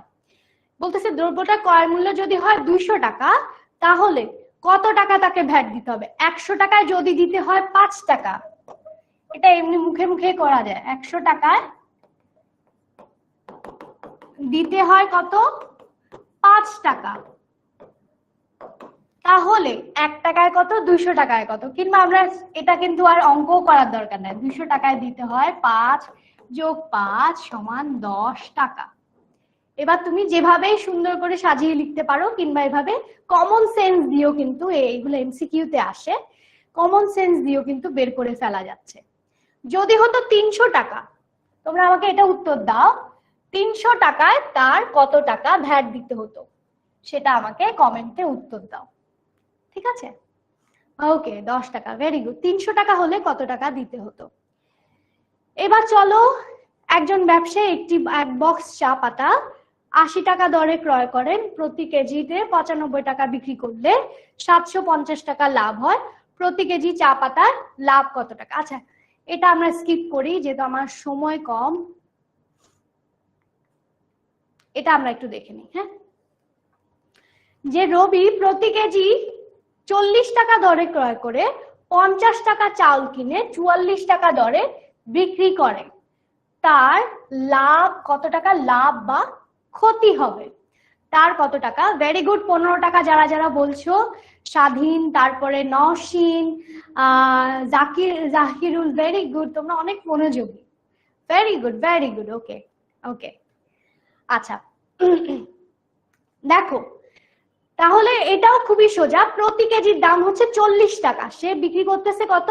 50 কেজি চাল সে কিনেছে, সে বিক্রি করতেছে 44 টাকায়। প্রতি কেজি সে 44 টাকা সে বিক্রি করতেছে। অলরেডি বোঝা যাচ্ছে 1 কেজি কিনেছিল 40 টাকায়, বিক্রি করছে 44 টাকায়, তার মানে তার অবশ্যই লাভ হচ্ছে। এখন বলতেছে যে 44 টাকা সে যদি বিক্রি করে, টোটাল কত টাকা? টোটাল, এখানে যদি 50 কেজির দাম না থাকতো, চাউলের কথা না লেখা থাকতো, তখন আমরা বলে দিতে পারতাম প্রতি কেজিতে তার 4 টাকা করে লাভ হচ্ছে। এখানে 50 লিখে দেওয়ার কারণে আমরা কি করলাম, 1 কেজি ক্রয় মূল্য যদি হয় 40 টাকা, তাহলে 50 কেজি ক্রয় মূল্য হচ্ছে 2000 টাকা। ঠিক আছে, বিক্রি করতেছি 1 কেজি বিক্রয় মূল্য যদি হয় 44 টাকা, তাহলে 50 কেজি বিক্রয় মূল্য হচ্ছে 2200 টাকা, তাই না? তাহলে 2200 টাকা বেশি না 2000 টাকা বেশি? বিক্রয় মূল্য বেশি, বলতেছে ক্ষতি। ক্ষতি কেন? বিক্রি করতেছে সে বেশি দামে 2200 টাকায়, সে কিনেছিল 2000 টাকায়, বিক্রি করতেছে 2200 টাকায়, ক্ষতি কেন হবে? Profit, right? Abida, very good. Profit, Nishad, right. 200 টাকা তার লাভ হয় কিভাবে? 2200 থেকে আমরা 2000 টাকাটাকে বিয়োগ করে ফেলবো, তাহলে পেয়ে যাব আমাদের কাঙ্ক্ষিত 200 টাকা। ঠিক আছে, তো চলো আমরা আরেকটা পোল দিয়ে নেই। পোল দিয়ে নেই, এটা একটু সবাই মনোযোগ দিয়ে দেখি। হ্যাঁ,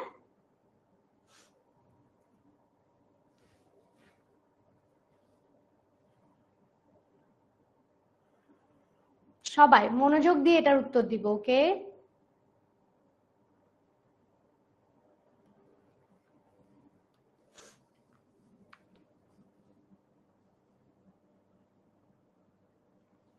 সবাই একটু মন দিয়ে এটার উত্তর দিব।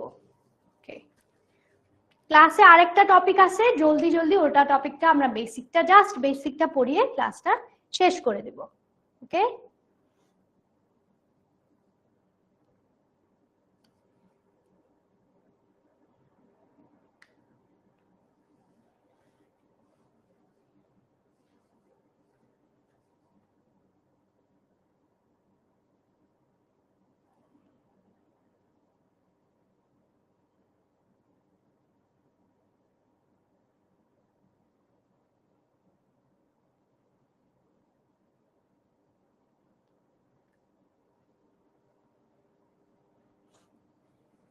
ওকে, অনেকে উত্তর দিয়ে দিয়েছি, ভেরি গুড ভেরি গুড। ওকে, পরে আমরা চলে যাই। আমরা ভেরি গুড, সবাই অনেক ভালো ভালো উত্তর দিয়েছি, ভালো দেখতে পাচ্ছি। কেউ কেউ আমরা হয়তো বা খেয়াল করিনি যে উত্তরটা অনেকে এ দিয়ে ফেলেছি, কিন্তু দেখো ক্রয় মূল্য যদি হয় 100 টাকা, বলেছে ক্রয় মূল্যটা বেশি বিক্রয় মূল্য থেকে, তাহলে 100 থেকে নিশ্চয়ই কম হবে, তাহলে বিক্রয় মূল্য হবে অবশ্যই 100 থেকে কম, তার মানে 90 টাকা। তার মানে এখানে ক্ষতি হয়েছে, লাভ হয়নি, সেজন্য 1 নাম্বারটা বাদ।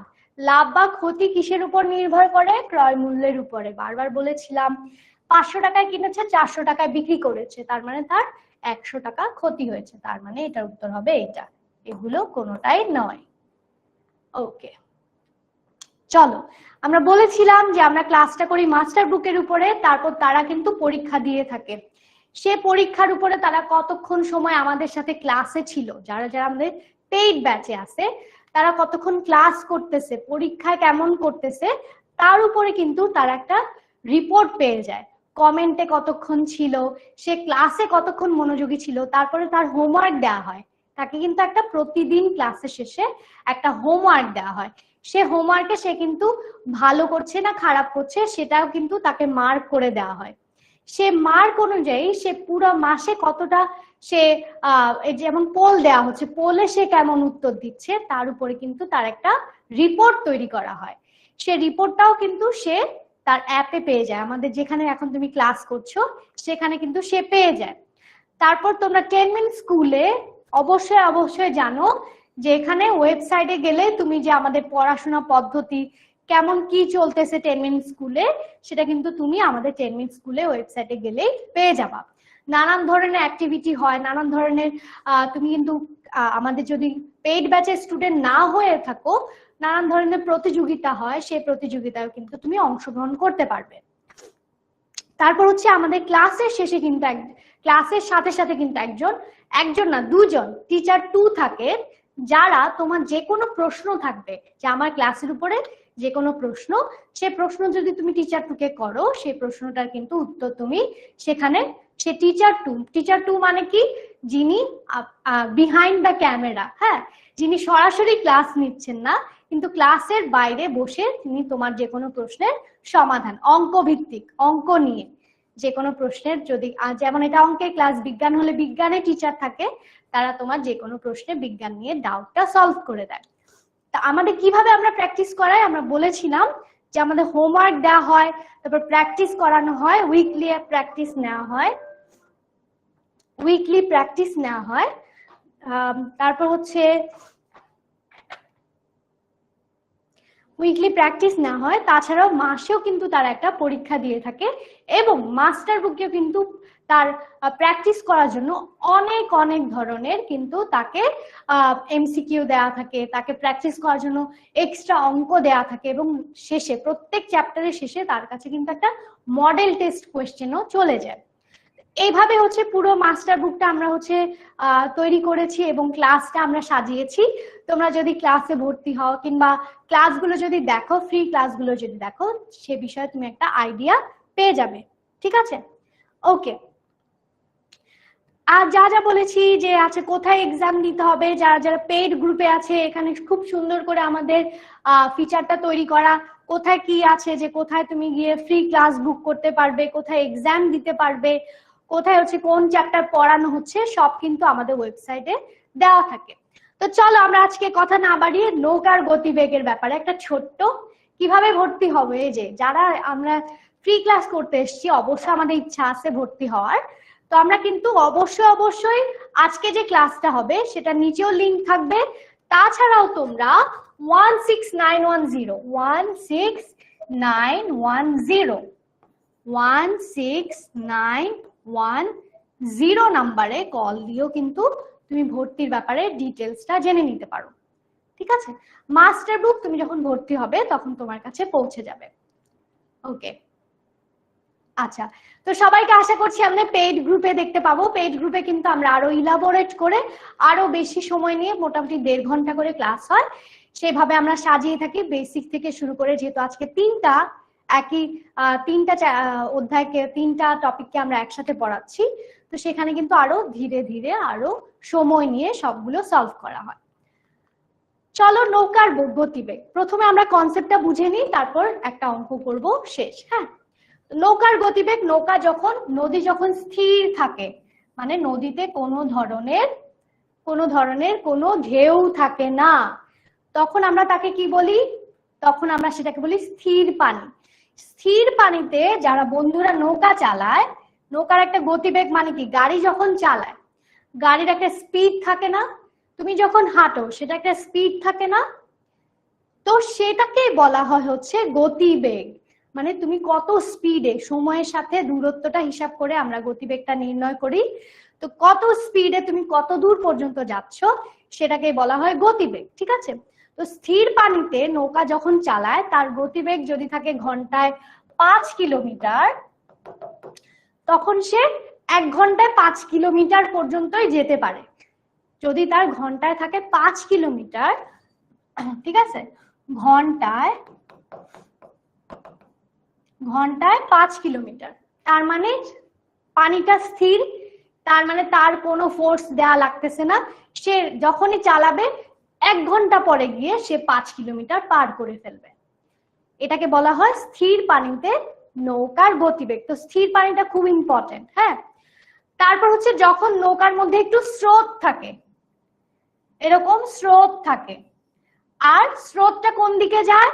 মাঝে মাঝে স্রোতটা আপস্ট্রিমের দিকে যায় এবং মাঝে মাঝে ডাউনস্ট্রিমের দিকে যায়। মানে স্রোত একদিকে যায়, কিন্তু আমরা নৌকা চালাই মাঝে মাঝে আপস্ট্রিমের দিকে, মাঝে মাঝে ডাউনস্ট্রিমের দিকে। ঠিক আছে, একটু খেয়াল করবা কথাটা হচ্ছে উল্টা বলে ফেলছি। সেটা হচ্ছে কি, স্রোত তো থাকতেছে, স্রোত একদিকেই যাচ্ছে, ধরো এ পাশে যাচ্ছে নাহলে ও পাশে যাচ্ছে। এখন তুমি চালাচ্ছ হচ্ছে তোমার নৌকাটাকে, তুমি চালাচ্ছ কোন দিকে? তুমি চালাচ্ছ, স্রোতটা আসতেছে হচ্ছে এদিকে, আর তুমি চালাচ্ছ হচ্ছে এই দিকে, স্রোতটা নেমে আসতেছে এই দিকে, আর তুমি চালাচ্ছ হচ্ছে ওই দিকে। তখন এটাকে কি বলতেছি? স্রোতের প্রতিকূল। প্রতিকূল মানে কি? স্রোতের বিপরীত দিকে যাচ্ছি আমি, স্রোতটা আসতেছে বাম দিকে, আমি যাচ্ছি ডান দিকে। তখন আমরা কি করব? তখন আমরা নৌকার গতিবেগ মানে নৌকার বেগটা আসলে কত, এক্স্যাক্টলি নৌকার বেগটা কত সেটা বের করার জন্য। আচ্ছা বুঝি না কি বললাম। আচ্ছা এটা এখন আমরা সময় একদমই কম আমাদের, ঠিক আছে, তো আমরা সেটা নিয়ে না বলি। আর কোনো প্রশ্ন আছে?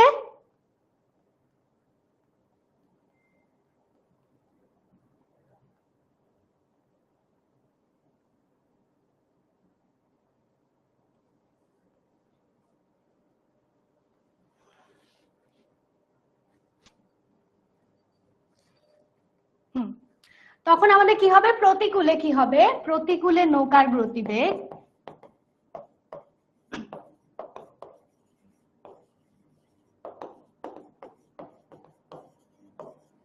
এই সূত্র, খালি দুটা তিনটা সূত্র মনে রাখলেই হবে।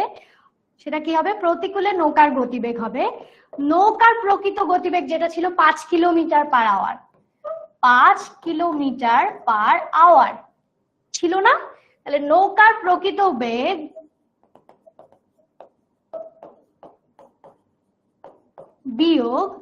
বিয়োগ হচ্ছে স্রোতের বেগ, স্রোতের বেগ। এটা তোমাদের বইতেই দেওয়া থাকার কথা। হ্যাঁ, এটার মানে কি, এটার মানে হচ্ছে সবাই আমাকে একটু 5 মিনিট বেশি সময় দিবা, 5 মিনিট আর 10 মিনিট লাগবে, একটু বেশি সময় দিবা। সেটা হচ্ছে নৌকার প্রকৃত গতিবেগ কি, নৌকার প্রকৃত গতিবেগ হচ্ছে 5 কিলোমিটার, যেহেতু সে অপোজিটে যাচ্ছে। এটাকে তোমরা সিঁড়ির সাথে কল্পনা করবা, সিঁড়ির সাথে অনেক কিছুই পড়াতে চাই, বললাম তো পেইড গ্রুপে অনেক কিছুই বলা হয়, কিন্তু ফ্রিটাতে আমরা হচ্ছে সময় যেহেতু কম সবকিছু বলতে পারছি না। যখন তুমি সিঁড়ি দিয়ে উঠবা, উঠার সময় কি হয়, গ্র্যাভিটির অপোজিটে তুমি যাও না, তখন তোমার শক্তি বেশি লাগে না। আমরা যখন অনেক দূর 5 তলা পর্যন্ত হেঁটে উঠি তখন আমাদের কি হয়, শক্তি একটু বেশি লাগে। তো যখন তুমি স্রোতের বিপরীতে যাবা, এদিকে যখন আসতেছে, সে যখন আসতেছে এদিকে আর তুমি যাচ্ছ ওইদিকে, তুমি ধাক্কাধাক্কির ক্ষেত্রেও চিন্তা করতে পারো। ধরো তোমাকে কেউ একজন ধাক্কা দিচ্ছে এই দিক থেকে আর তুমি যাচ্ছ ওই দিক থেকে, তখন তোমার বেশি ফোর্স দেয়া লাগবে না ওইদিকে যেতে গেলে।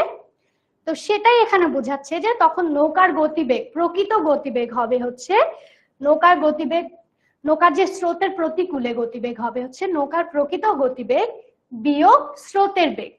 তখন নৌকার প্রকৃত গতিবেগটা একটু কমে যায়, 5 কিলোমিটারের থেকে তার একটু গতিবেগটা কমে যায়, ঠিক আছে, সে একটু কম স্পিডে তার বিপরীতে যেতে পারে, ঠিক আছে।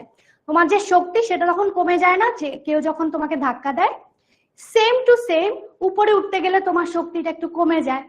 এবার তুমি যদি সিঁড়ি দিয়ে নিচে নামো, সিঁড়ি দিয়ে নিচে নামো তখন তুমি খুব আরাম করে করে নেমে যেতে পারো না, আরাম করে করে কিন্তু আমরা নেমে যাই।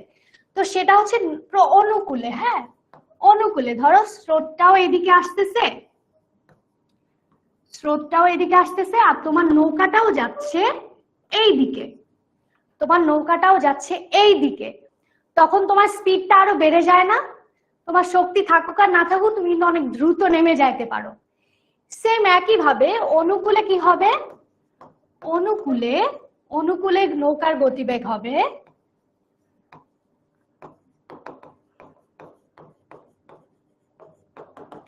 নৌকার প্রকৃত বেগ প্লাস স্রোতের বেগ, তখন তার স্পিডটা আরো বেড়ে যায়। তার 5 কিলোমিটার থাকলে তখন সে দেখা যায় 5.5 কিলোমিটারে, 1 ঘন্টার মধ্যে সে 5.5 কিলোমিটার চলে যেতে পারতেছে।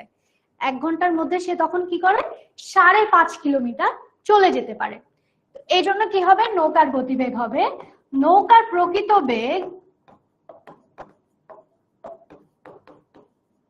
বেগ প্লাস স্রোতের বেগ। এই দুইটা সূত্র থেকেই তুমি ম্যাক্সিমাম অঙ্কগুলো করে ফেলতে পারবে বেশি। তার মানে কেউ ধরো তোমাকে এপাশ, তুমিও এদিকে যাচ্ছ, কেউ তোমাকে ধাক্কাও দিচ্ছে, তখন তুমি দৌড়াই চলে যাবে না, তখন তোমার শক্তিও লাগবে না, সেই তোমাকে পৌঁছায় দিবে। সেম একই ব্যাপারটাই এখানে ঘটে, যখন তুমি স্রোতও এদিকে যাচ্ছে তোমার নৌকাও এদিকে যাচ্ছে তখন তোমার স্পিডটা বেড়ে যায়, আর যখন তোমার নৌকাটা, স্রোতটা এদিকে আসতেছে নৌকাটা ওইদিকে যাচ্ছে তখন তোমার স্পিডটা কি হয়, একটু কমে যায়। তখন তুমি 1 ঘন্টায় আর 5 কিলোমিটার যেতে পারো না, দেখা যায় 4.5 কিলোমিটার যেতে পারো। ওকে, সবাই ক্লিয়ার কিনা বলো। সাদিয়া, কোনো প্রশ্ন থাকলে করো। ওকে, আশা করি বুঝতে পেরেছো। তো চলো আমরা অঙ্ক করি, একটা অঙ্ক করি শেষ করি, ঠিক আছে? একটা অঙ্ক করে শেষ করি। ওকে, সেটা হচ্ছে স্রোতের অনুকূলে একটা নৌকা 4 ঘন্টায় সে 36 কিলোমিটার যায়। স্রোতের অনুকূলে, খেয়াল করো প্রশ্নে সবকিছু কিন্তু দেওয়া থাকে, প্রশ্নের মধ্যে কিন্তু সব দেওয়া থাকে। অনুকূলে সে কতটুকু যায়? 4 ঘন্টা সে 36 কিলোমিটার যায়। এখন বলতেছি স্রোতের প্রতি ঘন্টায় বেগ যদি হয় 3 কিলোমিটার, ওই যে স্রোতের বেগ দেওয়া আছে, অনুকূলে সে যায় কতটুকু সেটাও দেওয়া আছে। বলতেছে স্থির পানিতে নৌকার বেগ কত, মানে প্রকৃত বেগটা কত। আমরা সেটা আমরা কি সূত্র পেয়েছিলাম? অনুকূলে নৌকার বেগ সমান সমান কি পেয়েছিলাম? নৌকার প্রকৃত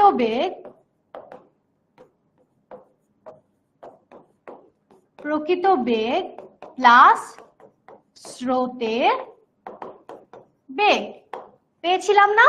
এবার নৌকার প্রকৃত বেগ কত সেটা জানতে চাইছে, এটাও দেওয়া আছে এটাও দেওয়া আছে। তাহলে নৌকার প্রকৃত বেগ কত হবে?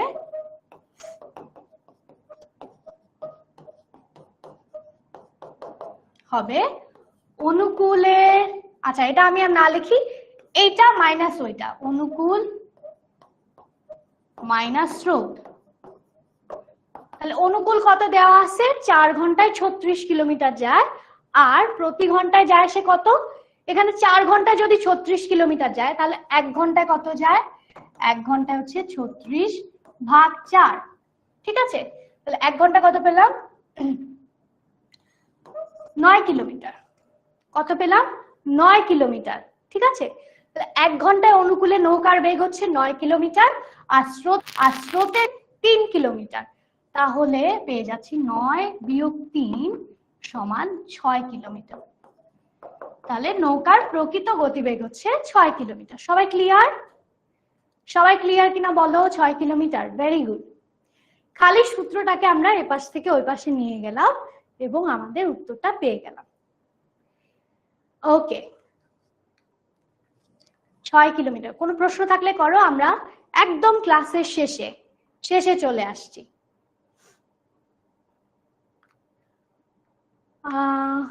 কোনো প্রশ্ন? লাস্ট কুইজ দিয়ে আমরা ক্লাসটা শেষ করি, কি বলো? আর কারো কোনো প্রশ্ন থাকলে করো। একজন বলেছে যে সে কিছুই বুঝতে পারে নাই, তার কোনো প্রশ্ন থাকলে বলতে পারো, যে নৌকার বেগটা নিয়ে কোনো প্রশ্ন থাকলে বলতে পারো। মাহবুবা সুলতান, একদম আমরা শেষে চলে আসছি, ক্লাসও আমাদের শেষ হয়ে যাবে, আবার বুঝায় দেন। এই যে আবিদা একটা সুন্দর প্রশ্ন করেছে, আচ্ছা আমরা এমসিকিউটা দিয়ে আবার বুঝিয়ে ক্লাসটা শেষ করে ফেলবো, হ্যাঁ? ওকে, 9 কিলোমিটার। 9 কিলোমিটার কিভাবে পেলাম? যে 4 কিলোমিটার যায় হচ্ছে 36 কিলো, 4 ঘন্টায় যায় হচ্ছে 36 কিলোমিটার, তাহলে 1 ঘন্টায় সে কত কিলোমিটার যাবে? All clear? ওকে, চলো আমরা কুইজটা দেই। কোনো প্রশ্ন থাকলে আমাকে করে ফেলতে পারো। আচ্ছা,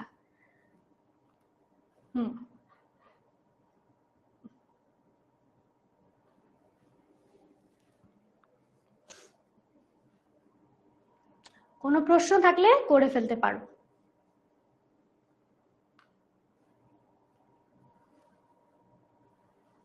আচ্ছা, আমরা এমসিকিউটা দিতে দিতে আমরা যারা যারা পুরো ক্লাসটার মধ্যে কি কি শিখলাম, আমরা এখানে কিন্তু আরো প্রশ্ন আছে, যে কাজ এই প্রশ্নটার উত্তর হচ্ছে, আমরা কিন্তু সেটা 6 করেছিলাম, যে লোকজন বেশি হলে কাজের পরিমাণটা কি হবে? কাজের পরিমাণ বেশি, সময়ও বেশি লাগে। হ্যাঁ, কাজের পরিমাণ বেশি হলে সময়ও বেশি লাগে। আসলে কি কথাটা সত্যি? ধরো তোমাকে আজকে 10টা হচ্ছে অঙ্ক করতে হবে, আর তোমাকে আজকে 2টা অঙ্ক করতে হবে। 2টা অঙ্ক করতে তোমার যদি লাগে 2 ঘন্টা, 10টা অঙ্ক করতে অবশ্যই তোমার বেশি সময় লাগার কথা, তাই না? একই কথা, যে কাজের পরিমাণ বাড়লে সময়টা বাড়ে। এই ছোট ছোট কিছু কনসেপ্ট আছে, যে কাজের পরিমাণ বাড়লে লোকজনও যদি তুমি বেশি নাও তখন সময়টা কম লাগে। ধরো 10টা অঙ্কের মধ্যে 5টা অঙ্ক যদি তোমার আম্মু করে দেয়, তুমি যদি আর 5টা অঙ্ক করো, কিংবা তোমার বাবা ভাই বোন মিলে তোমরা যদি প্রত্যেকে 2টা অঙ্ক করে করো, তখন কিন্তু 5 জনে মিলে যদি করো তখন কিন্তু সেই 1 ঘন্টাই লাগবে, সেই সময়টাই লাগবে, তাই না? এইভাবে হচ্ছে তোমাদের এখানে কাজ বেড়ে গেলে, লোক সংখ্যা একই বেড়ে গেলে এ ধরনের কিছু প্রশ্ন আছে। এবং যেটা বললাম যে পানির ট্যাঙ্কিতে নল ছেড়ে দিলে কত সময়ে ভরবে, এই আরেকটা টপিক আছে। এই টপিকটাও খুবই ইন্টারেস্টিং এবং সোজা যদি তুমি বেসিকটা ক্লিয়ার করো। আমাদের ক্লাসে এই টপিকটা এখনো হয়নি, আমাদের এই টপিকটা আমরা বিস্তারিত কিন্তু ক্লাসেই পড়বো।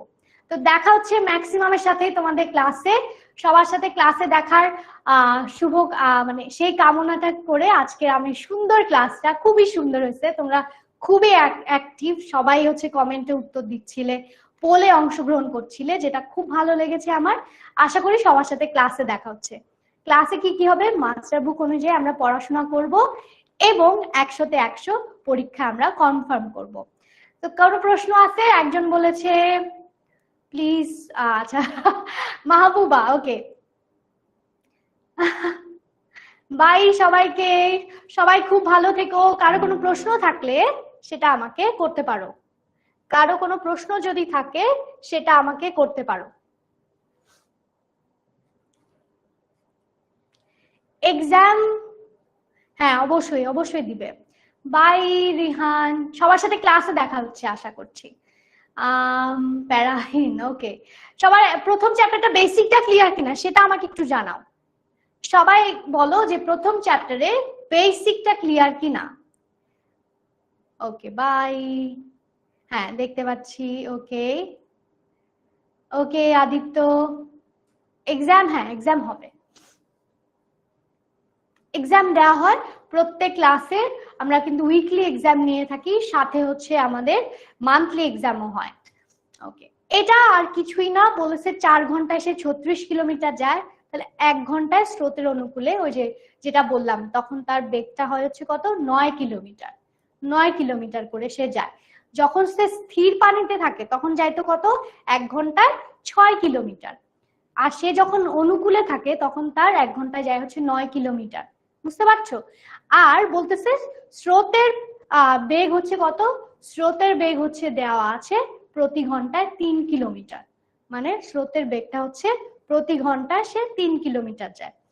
তাহলে এবার আমাদেরকে বলেছে কি, নৌকার বেগটা বের করো। তাহলে নৌকার বেগটা কিভাবে বের করব, স্রোতের বেগ, অনুকূলে বেগ থেকে স্রোতের বেগটা আমরা বাদ দিলে পেয়ে যাব হচ্ছে আমাদের নৌকার বেগ। এইভাবে হচ্ছে আমরা অঙ্কটা করব, আশা করি অঙ্কটা সোজা লাগবে, জাস্ট গতিবেগ গুলো আমাদের জানতে হবে। ওকে স্বাধীন, সব ভালো থেকো, আশা করি দেখা হচ্ছে সবার সাথে ক্লাসে, খুব ভালো থেকো। ওকে আনিশা, সবার সাথে দেখা হবে ক্লাসে, তোমাদের সাথে কথা হবে আশা করছি।